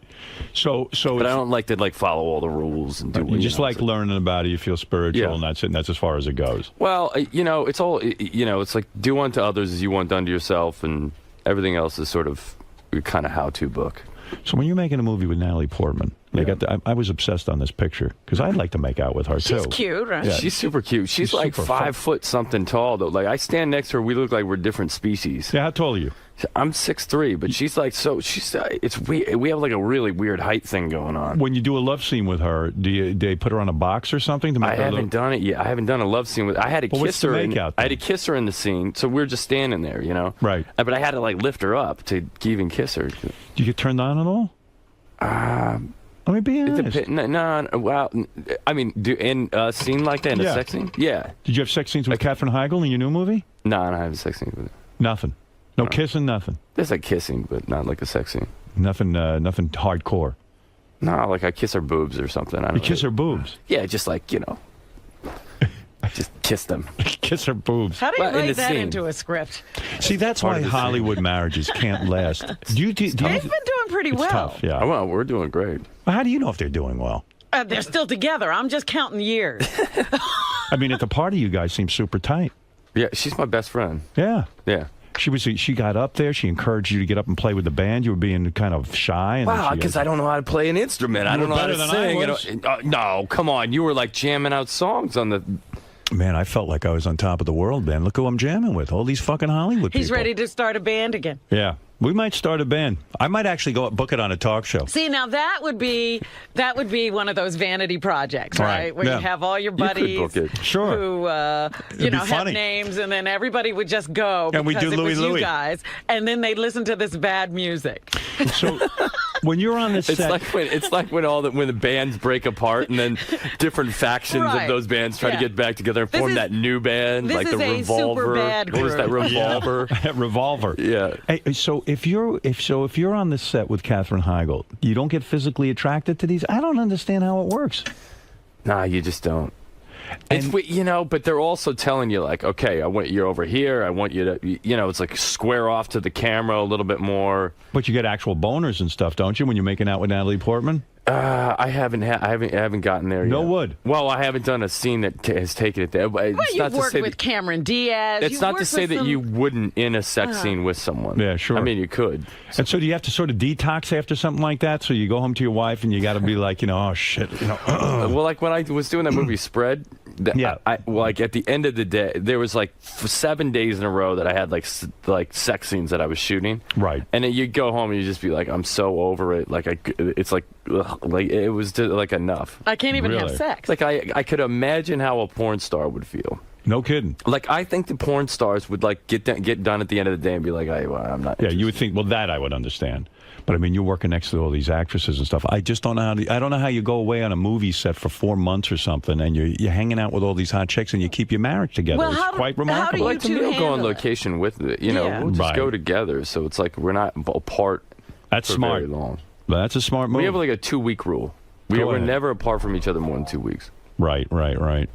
You know what it is, though? The porn stars, when they make a movie, they're finishing. They're actually coming. And they're sick of sex. The problem is you'd have all this foreplay. Ramp up. Exactly. And then you got to be kind of curious. Do you ever find yourself, you go home at the end of the day and then you're thinking about Katherine Heigl, what it'd be like to fuck her? No. You don't? No. You can't admit that anyway. What do you mean? Oh, I mean, because you can't say that. You could admit it. You could. Would you say that if your wife's your best friend, can you sit there and say, shit, I just did a love scene with Katherine Heigl, and you know what? I was getting a little bit turned on. Can you tell her that? Can you be that honest? Yeah. No kidding. I can't. Yeah. I can tell. She's like my best friend. Yeah. So I got to be able to tell her everything. Well, that's pretty good. Now, when you got are you on bad terms with your family? When you got married, you didn't have your family there? You didn't bring No, my family was there. Was your brother there? You have a twin brother. My brother right? wasn't there. How come your twin brother isn't there? Because my brother was married to a woman that was like well, when they got divorced, sold all these stories to the tabloids. Yeah. And so I didn't want her coming and selling stories to the tabloids. So did you tell your brother that? And yeah, was he pissed off at you? He was upset that he wasn't there, and I'm bummed that he wasn't there because I wanted him to be there. But I was like, I can't invite your psycho ex. I can't act like I don't want the whole world knowing about what's going on. And that didn't cause a tremendous rift between you and your brother? No, because at the time he was in love with this woman, and Yeah, but I told him that she was a psycho. That woman. But now they're divorced. Yeah, it's done. It's done. What does your twin brother do? Yeah, and does he? He sells 401k accounts. No kidding. Yeah. Does he look exactly like you? No. You're fraternal? Yeah, we're fraternal. He's blonde hair and blue eyes. Is he good looking like you? I think he's a handsome guy. Is he as handsome as you? I think he's a good looking guy. I mean, is he as handsome as you? I don't think he's as handsome as me. Is there jealousy between you and your brother? I mean, you're this big star. You're married to Demi Moore. You're making fucking movies. You got tons of dough. I mean, is there tremendous jealousy? No. No? No, there's not. You know what? My brother's a great guy. I wish I was as good of a guy as my brother is. No kidding. He's a great guy. So you're close? Yeah. Oh. Where does he live? He's still out in... He lives in Iowa. Iowa? Yeah. I don't see him enough, but... When's the last time you saw him? A couple months, like a month and a half ago or something. Yeah, because he's in Iowa. How the hell are you going to go out there? Yeah, you're not going there. Yeah. It's not like I have a business meeting in Iowa. I'm like, well, right. I'm just You just dropped by. I was in the neighborhood. Yeah. But, I mean, it's got to be strange for you to be like a young guy. You've hosted Saturday Night Live. You had television shows. You had a modeling career. You're making movies. Yeah. It's just an incredible life, right? Kind of heady. It's pretty good. How do you stay level? Like, are you mean to people at all? Do you lash out at people? Are you? I mean, in other words, have you gotten carried away with yourself, or are you staying grounded? Well, that's you seem very grounded to me. That's why I study that Kabbalah. Stuff. Yeah, keeps you grounded. Did you think you had a moment where you could have gone off? She beats me up. What do you mean your wife beats you up? She says to you, "You're getting out of line." No, yeah, that's part of the deal. Like she's just like, she puts me in place. Right. But I do the same thing for her. Do you feel that you once had a time where you might have been headed? Yeah, that's like right when I met Demi. I was like on the verge of this could get really bad. You were getting out of control with the women. I was getting out of control with the women. No kidding. I was abusing it. You were. I wasn't being nice. I was abusing it, and I was and it was not good. Like it was bad. I was like, all right, that's it. And then I met Demi, and then it was like I just shut the spigot off. No kidding. Yeah. You knew it was right. It could have gotten bad. I mean, I could have drowned. In what? It could have been the OD. I could have OD'd I can imagine. It was either coming down to that or some infectious disease that would be some new infectious disease from getting too much. And you would be patient zero. So when you say you were bad, it was just bad. Would you sometimes have 2 or 3 women a day? It was just bad. It was bad. You were a bad person. Because you're using people and they're using you. I was very honest and upfront about it. And I was like, listen, this is not, I'm not looking for a relationship. I'm not interested in that. I want to have, and it was like, okay. But I think that there's a part, the girl, she's thinking like, wow, maybe he is, or maybe he could be. He's just saying this. Right. I'm going to be the one that changes that, and I was just abusive of it. Damn, man, I wonder what the hell went on. You should write a book about that. Met the wife. That was a good thing. And straighten, yeah. Just save my ass from. Where do you meet her? How does I that met her go through down? a mutual friend. And she walks in the room? Yeah. And she probably thought you were a douchebag in the sense that she did. You're probably going to try and fuck her and leave her. I was trying to do that. You walk in the room, Demi Moore's there, and you're instantly attracted.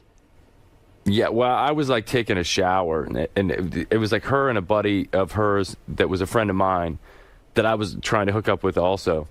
And it was bad. I mean, I'm going to be honest about it. It was bad. Hey, if I was you, I'd be bad too. She knew. And then I went. I was like taking a shower and getting changed, getting ready to go out, and I came out without my shirt on. And Demi good move. Demi takes the piss out of me immediately and is like, when we said we liked your haircut, we didn't.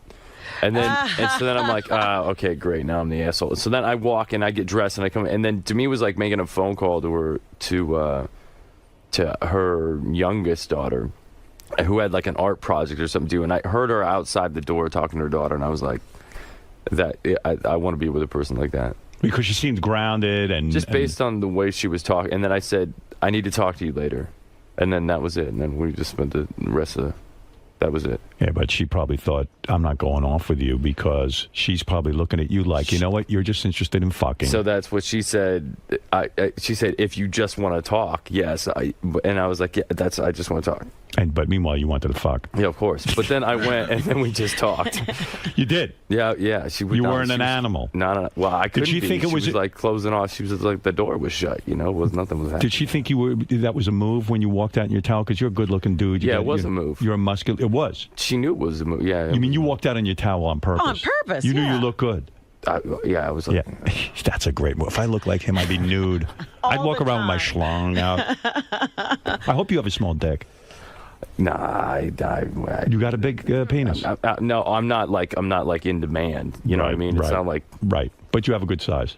You're as big as that Starbucks. You're as big as the Starbucks coffee cup. No. What size is that? No, it's not. I'm not like working the Vente mocha. So your move is when you were seducing a woman, you walk out in a towel. No, that wasn't my move. That happened to be the move that. You know what that move. You know what my move is? I walk out in a ski parka. That's it. I keep everything covered up. It's unbelievable. And then. She probably didn't really want to take you seriously romantically because she knew she didn't. You're a womanizer. Yeah. There's no way you're going to be a serious contender. There's no way you're marriage material. And you had to prove to her that you loved her. That was it. How did you prove it to her? I don't know. You just hung in there. Just hung in there. And then you get to fuck. I just shut everything else off and then focused on just this is the person I want to be with. How many weeks does it take for you to get into Demi's pants? It took a while. A long time. Even for you. She was it took a while. Weeks? Months? What? It took a while. How long? It took a while. I don't know. More than a month? Not more than a month. Oh, good. All right. Because then you're losing your mojo. More than a month, then that wouldn't have worked out. Here's my prediction. First night you talk, second night you fucked. That's what I think. No way. She was not. Did you make out the first night you met her? Yeah, we made out. You made out? Yeah. Son of a bitch. Mm-hmm. Oh, that must But are you great. seeing her like every day of that month? How often are you seeing her? What? She was actually she flew out. She left. She had to leave the next day. Right. But then her plane got stuck and didn't. And there was an issue with there was like a weather issue, so she couldn't leave. So she came back into town. And then we hung out a second night, 2 nights in a row, and then she left town for like a week. Ah, okay. But we were talking every day. Yeah, you should see these two little lovebirds. I'm sure. She was very supportive of him in this band that we were in. Well, you know what? Do you like being the poster child of, like multiple family? How that works together? Because, Demi and Bruce are still good buddies. And Bruce was at the wedding. That I don't fucking understand at all. I don't want him at my wedding. They're everywhere together. You were bummed by that? No. Really? No, he's a good guy. You don't care? I was at his wedding. Really? Yeah. Actually, Bruce was the rabbi. He married him. He performed the ceremony. Yeah, right. He's a good guy. Bruce is a great guy. Yeah. I hang out with Bruce any day. Yeah? With the wedding, well, not at the wedding, doesn't matter. Yeah, he's hilarious. Has he been on the show, Bruce? No. Bruce hasn't been on the show. He'd love the show. I'm sure. He's a fan, supposedly. No, Howard, he hates us, doesn't he? I thought he said he did like me. He said he had no problem with me. What happened? John interviewed him once some years ago, and he got really mad. What did John do to him? Who knows? Hey, Ashton, so when you get married, when two powerhouses get married, and you're both wealthy people, do you do the whole prenup thing, or did you bang out a whole agreement? I didn't do it. She had more money than me. I didn't do a prenup. You didn't do a prenup? No. I'm she kidding. did one. So there is no prenup? No, there's no prenup. But now at this point, I mean, you're making tons of dough, so... I don't care. You don't? No, I don't really care. It's money, whatever. How's that all work, though? Everybody just pulls their money together? Who pays the bills? Who pays the bills? How's that all work out? We have a joint account, and then we have our own separate account. Oh, you do? Yeah. Well, that's good. It's whatever. It's money. And when you buy a house, who buys it? Yeah. We buy it together. Okay. But we have property that we each own from before. Mm-hmm. Do you split the electric bill? Yes. The movie's called Killers. Yeah. You're the spy. Yeah. who reveals to his wife that you're a former spy. I'm a spy that reveals to my wife that I was a spy because people are trying to kill us, and we don't know why. Is it a comedy? Or it's a comedy. It's an action comedy. It's great. It's really, really good. I've seen it, and it's great. I will be happy seeing this. I like the premise. I think you'll be happy seeing it. I think there's not going to be enough sex in it. I don't give a shit. You don't about care. that. No, all right. But then I think you'll enjoy it. I think it's funny. Tom Selleck's in it. Gee, I mean, he's got the most gorgeous mustache you've ever seen in your life. Right. And he still has that mustache. And the mustache is unbelievable. I mean, this thing is like a Vulcan forest. It's got its own personality. It's unbelievable. And you are still tweeting, right? Yeah, still tweeting. And you have 5.5 million followers on your tweets. 4.8 million. 4.8 million people just wait on your every word. Yeah.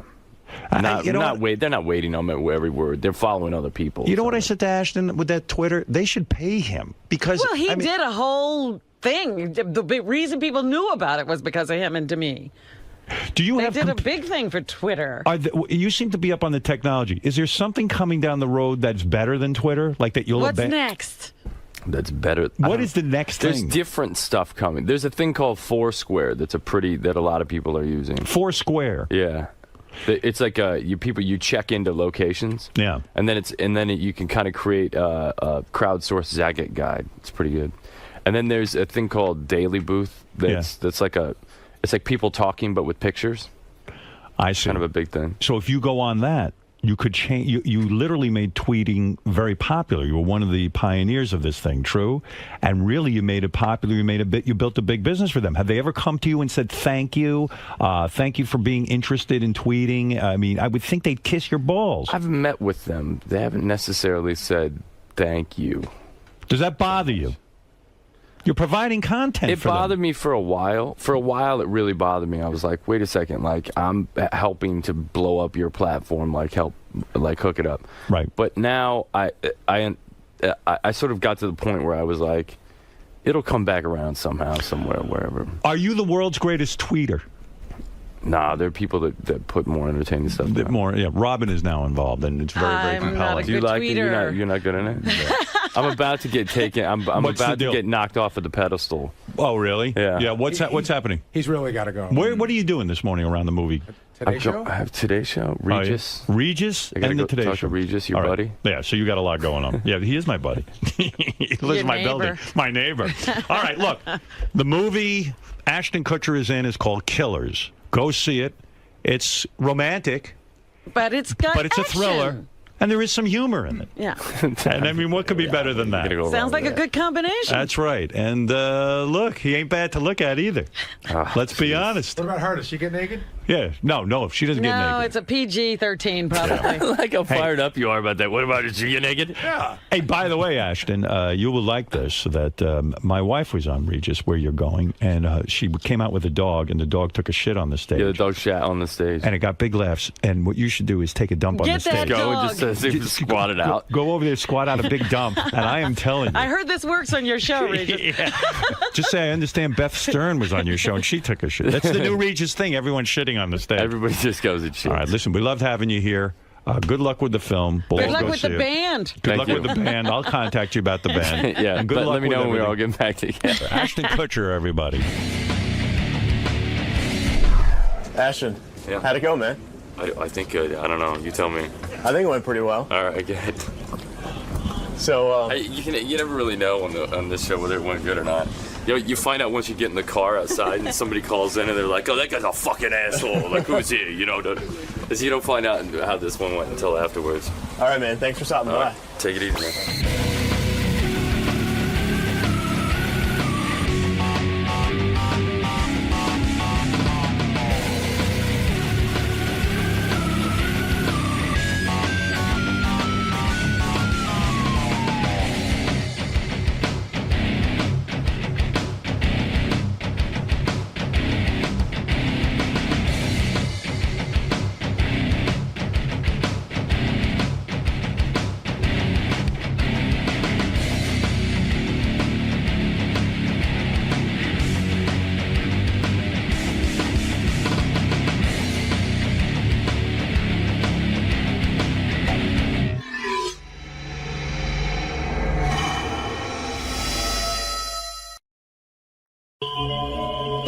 from L.A. My kind of town, that L.A. Yeah. You have no mic. Oh, that's because your mic's down, Robin. There's no way you That's what I was trying to tell you. Yeah. Your mic is on, but I have it turned down off. Just trying to send you a subtle message. I got it. I just don't know what the message was. Oh, my glasses are filthy. You know, that time difference with L.A., boy, that wears me out. Everything wears me out, you know. But it's really weird when I go out there because there's like a lot of excitement that I'm there. Well, I said it was like the Queen coming. Everybody was getting ready for you. TMZ did a report. We went out to dinner. We got there Thursday evening, you know, late afternoon. And we went to our hotel. We stayed at the Beverly Hills Hotel, which is a really nice hotel. And it pulled up, and then right away there were these like a paparazzi, but like a ton, like a million of them. Howard, you know, like I don't even know how did they get on the hotel grounds? That was it. And then the hotel people got upset. You're standing on our sidewalk, and then they were throwing them off the sidewalk. I said, listen, it's no big deal. Just who gives a fuck? Who owns the sidewalk? I don't know, but it reminded me like when I was a little kid, and you go, hey, get off my lawn. That's that's my lawn.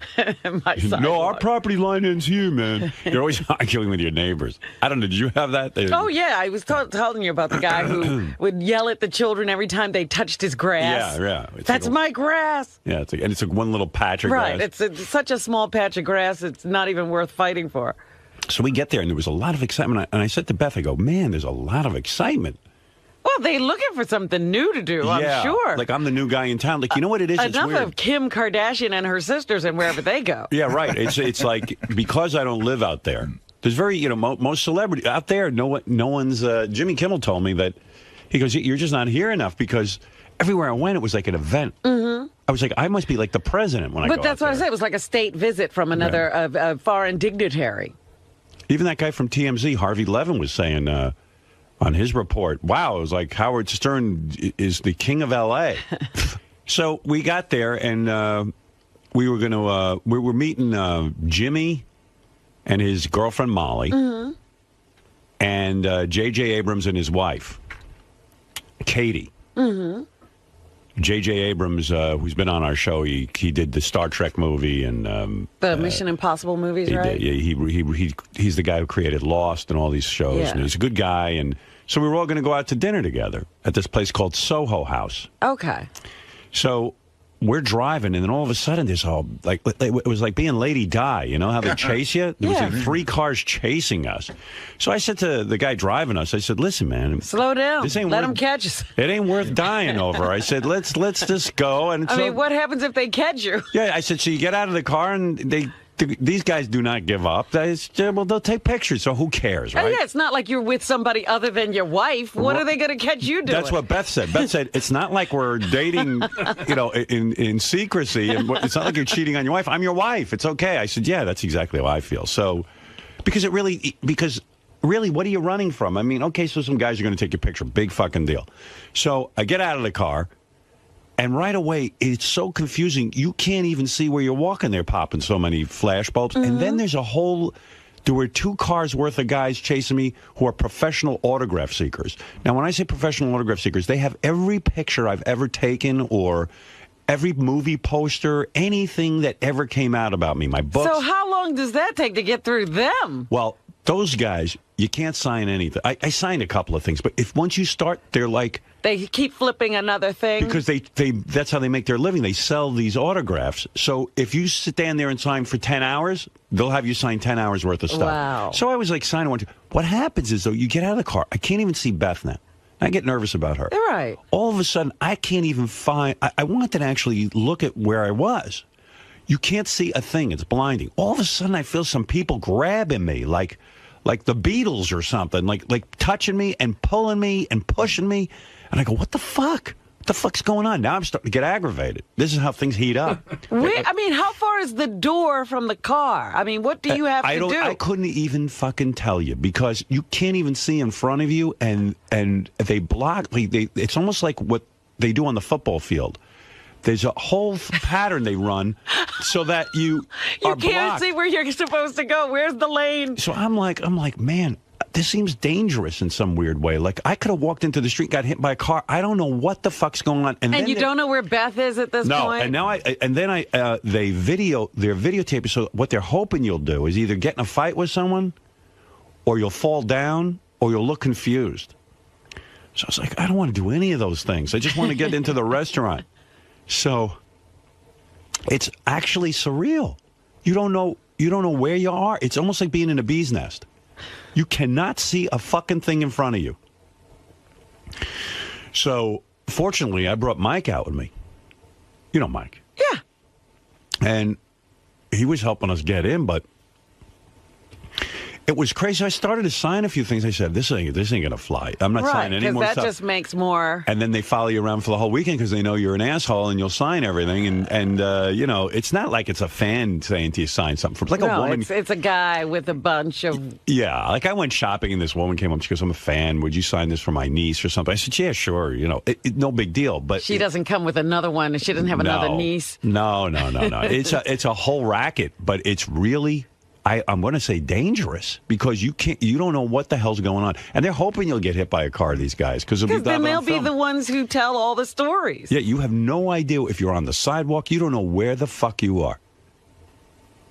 So we pull up, and now we're in a steakhouse, and by coincidence, I didn't even see him. Donald Trump had just gone in there with his wife, and so.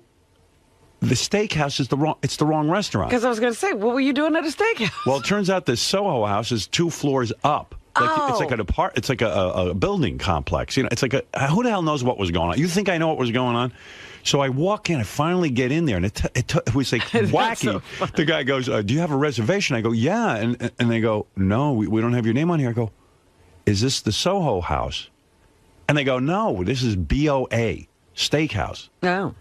So I go, oh, fuck, you're kidding me. I go, I don't think I can walk back out there. Yeah, like now you got to go back? That's crazy. And then you sound like you're crazy because you're like, well, the guy goes, well, your car's right there. I mean, I go, where? And they don't tell you. This must happen all the time. They don't tell you the Soho House is upstairs. And there is a way of getting up there. I guess they don't want to encourage that through their restaurant. They're pretending that restaurant doesn't exist. Yeah. So I go, did you ever hear of a place called Soho House? Oh, no, that's right upstairs. We can help you get up there.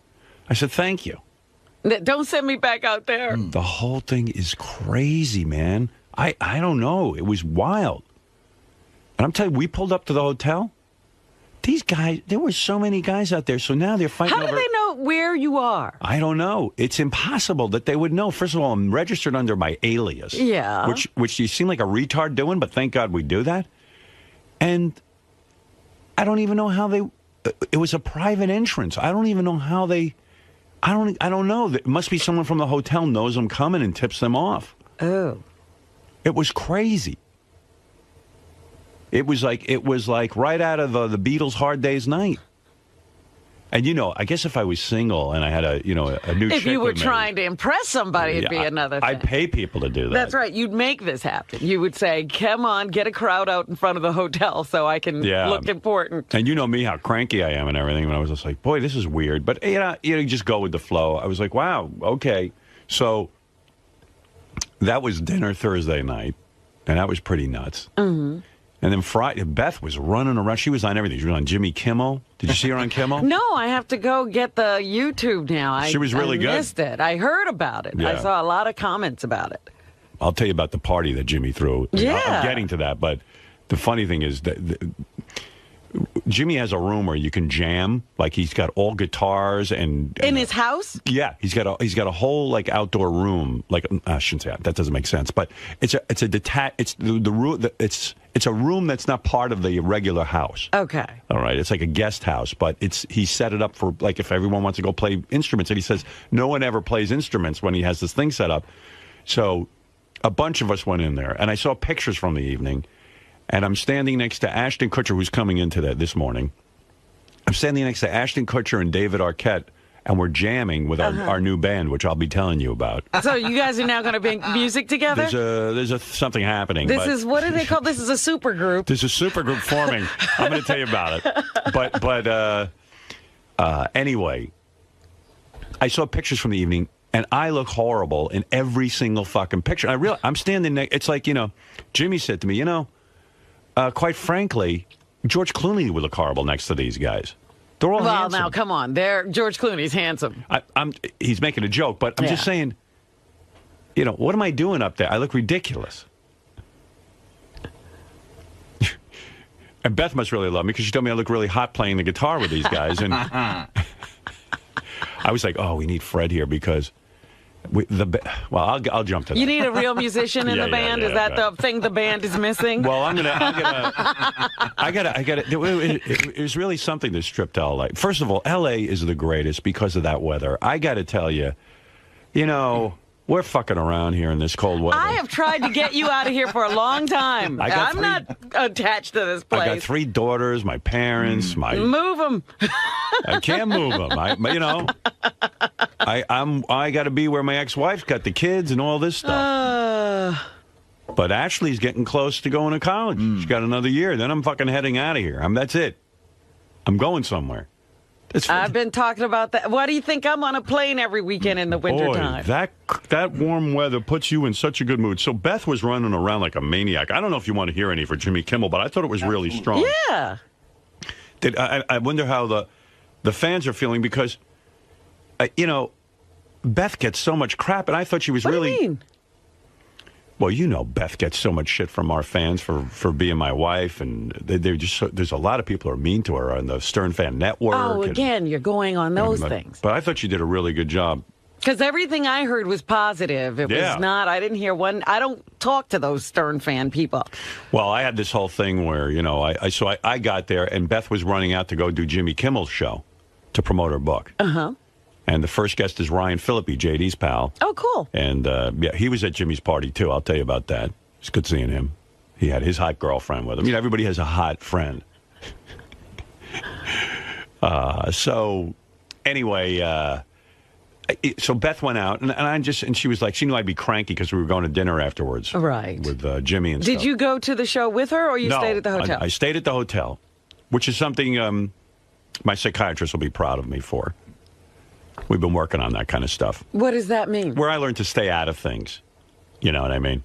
You usually would be micromanaging? Is that what you're saying? Yeah, I would be there and make it about me. Directing and all that. Right. Yeah. Well, not having directing. Your problems. Right. Who knows? But somehow it would become about me. And it's Beth's moment. And then Beth went.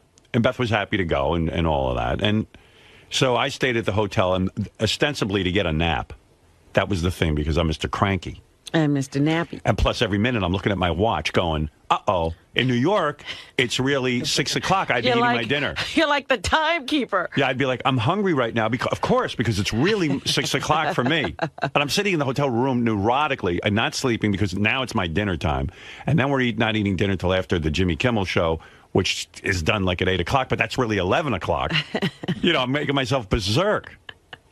I'm nuts about that time change thing. And just forget it. It's the time you're there.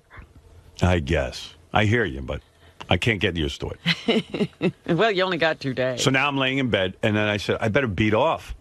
Because now I'm in the hotel, and I'm going to beat off. Because I go, maybe that'll put me to sleep, and then I won't be cranky. I didn't even tell Beth I beat off when she was doing taping Jimmy's show. You were that's between us, okay? Jimmy and yeah, that's between us. I had to take care of myself. Yeah, please,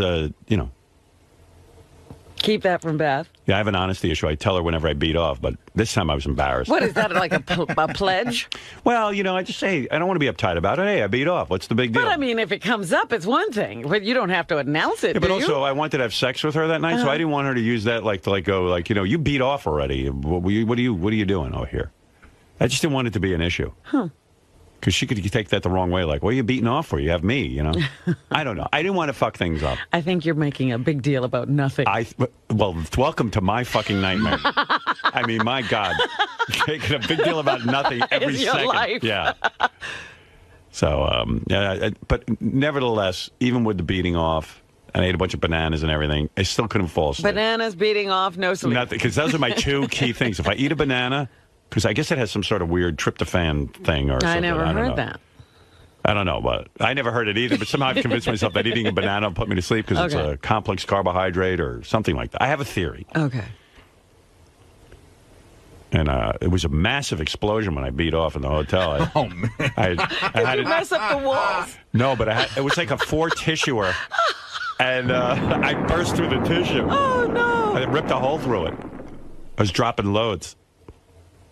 It's like that commercial for Cheerios. We had to be moved to a new room. Boom! Yeah, I had to call housekeeping. Mr. Stern, you'll be needing to move to a new room. There's an explosion. Boom. What just happened? The whole hotel was rocked. I'm like, Mr. L.A., paparazzi chasing me. My hot wife is on Jimmy Kimmel, blah, blah, blah. I'm in my room beating off and eating bananas. I'm so fucked up. When's it going to end? So, anyway. So then I'm sitting in the room. I go, shit, I should have gone to Jimmy's. It'd be fun. I want to see where Jimmy works. You've never seen the studio. No, I haven't seen any of it. Now I'm sitting in my room now because I put myself... looking at 4 walls. Yeah, now that I put myself in Siberia. And it would have been fun because I know Jimmy's got a bar set up there. I could have started having cocktails. Yeah, it's like a nightclub, I heard. Evidently. So I said, fuck this. I'm going over. So I got dressed. Then I had to figure out what to wear because we were going out to dinner. And I don't know what to wear out there, but everyone's casual. Yeah. But, even casual for me, I just don't look so good. Well, you look good when I saw you. No, I looked all right. Things are falling apart rapidly. Oh, stop. They really are.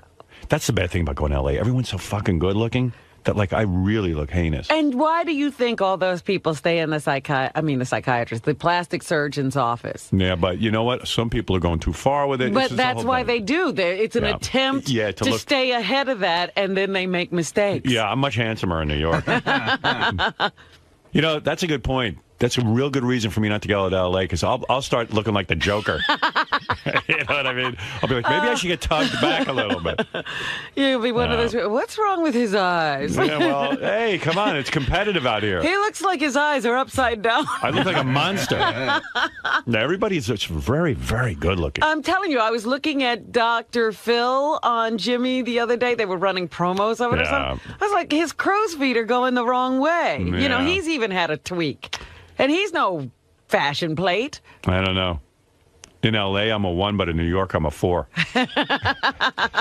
It's great. In New York, I could almost look cute on days. Come on, there are some other places with good weather where you can maintain a 4. Yeah.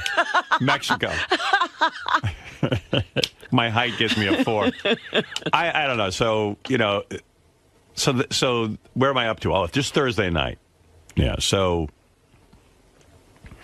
Yeah, I get over to Jimmy's, we drive in, and boy, that's a nice setup, man. You walk in, he's got like a whole bar, and the place is packed. This is at the studio. You're not talking about his house. No, I'm talking about at the studio where he works. He's got his own, it's like the Jimmy Kimmel Theater type situation. They don't call it that, but, he's got complexes of offices, and you walk in by the dressing rooms, and all of a sudden there's this huge party going on. Now, when I say party, I want to say 200 people partying with a bar and a full bar service. It looks like you went out for the night. Yeah, and if you know someone or you're sort of a VIP or something, I guess you get back into this area.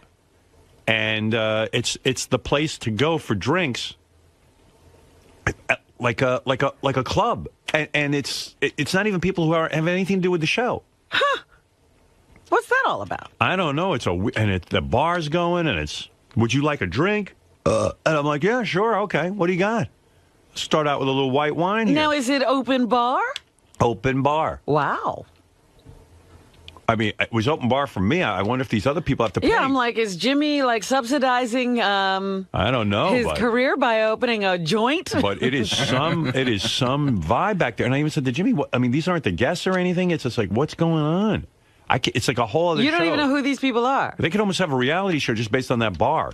No, you don't know who they are, but they're all sort of somebody, but you don't know who. Right, but I'm just saying they're not with the people on the show. They're not. I didn't even hang out over there because it was too crazy. Because every time I walked by, people started cheering and screaming and going I wasn't going to go sit there and have a drink. It wouldn't have been relaxing. Right. I would have been the entertainment.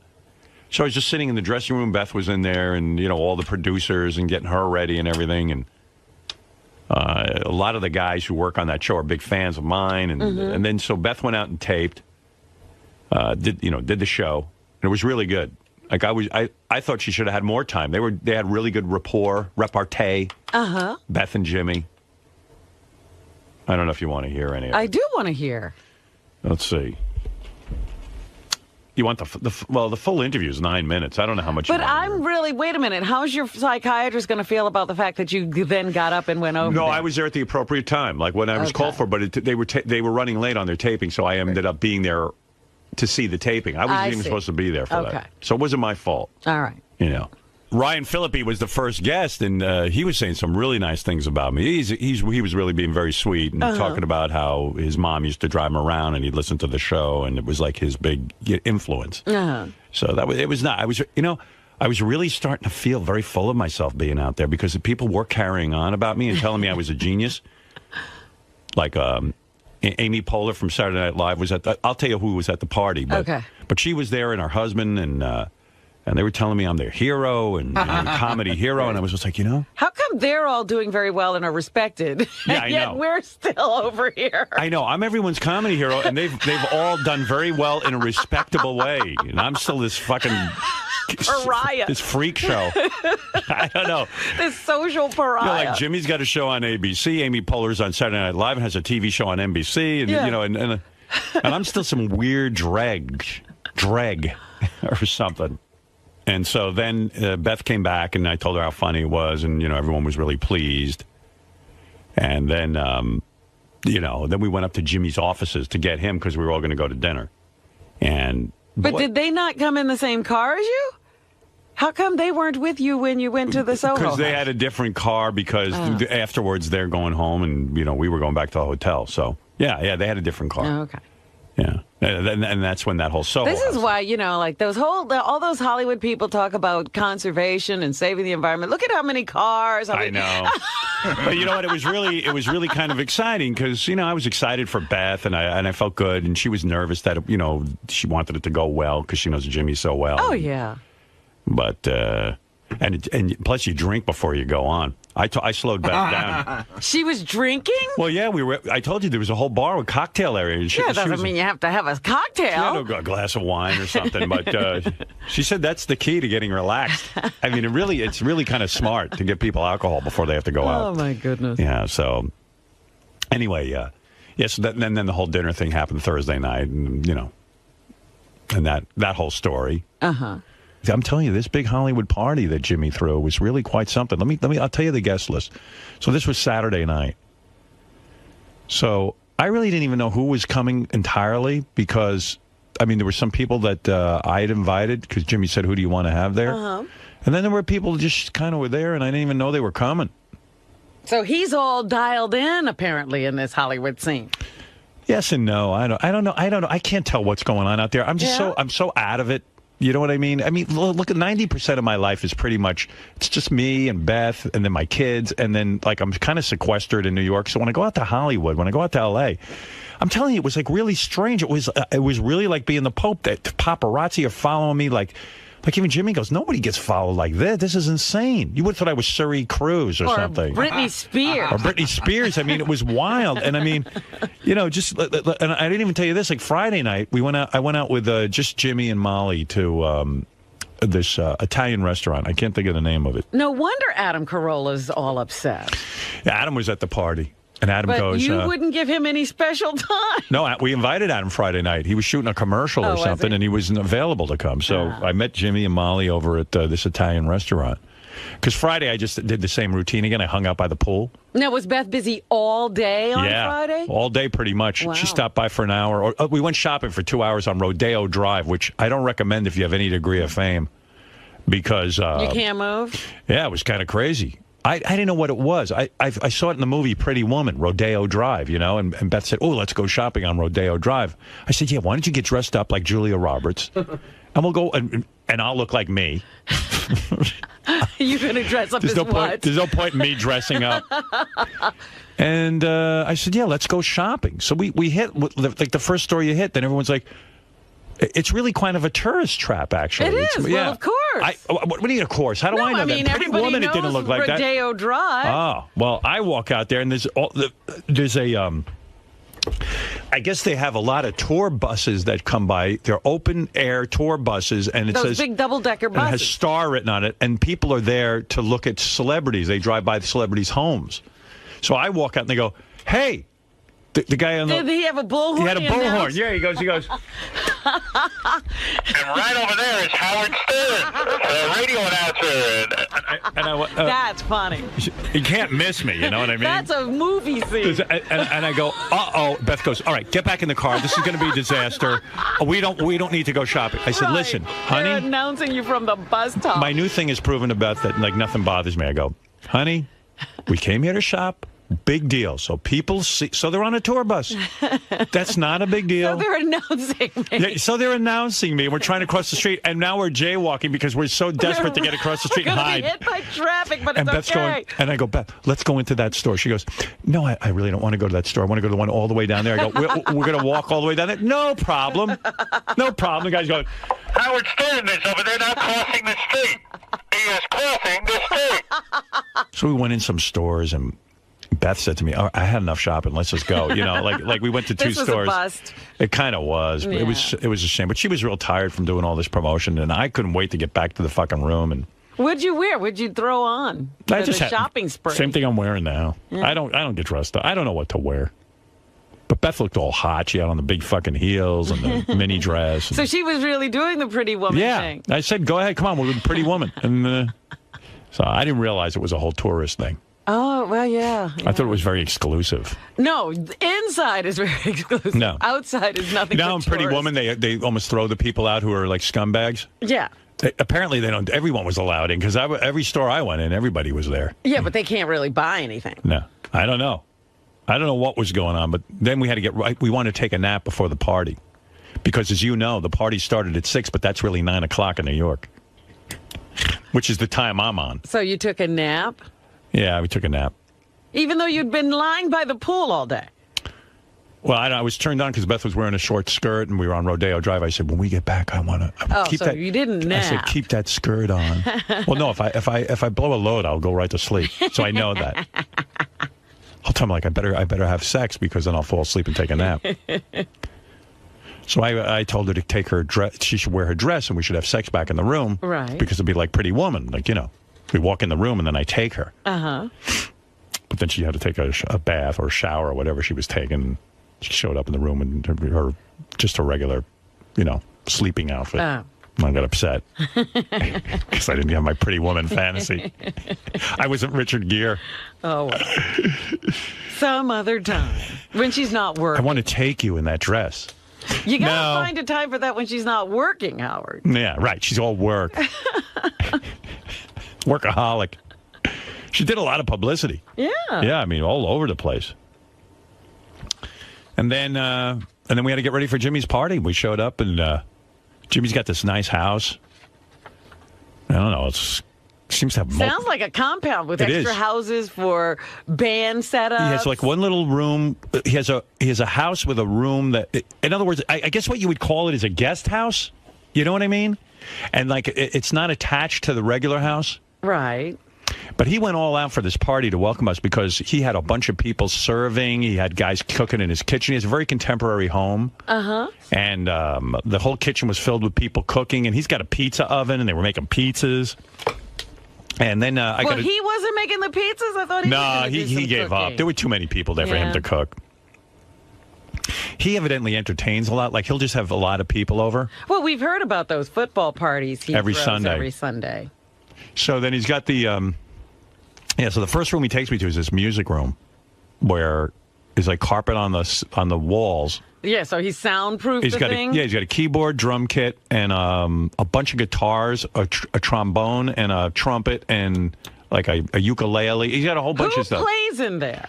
He says no one. He's never had anyone in there. I said, tonight we're playing. We're jamming tonight. I was the one who got that going. Does he play anything? No. He plays a harmonica. I think he plays the clarinet, believe it or not. No, he plays harmonica. Oh, that. If he's not competent, the clarinet. So he's not going to break out the clarinet in front of guests. So, that's That's funny. He built this room. He doesn't even Well, play anything. But it was this big party in my honor, and it was really nice of Jimmy to throw that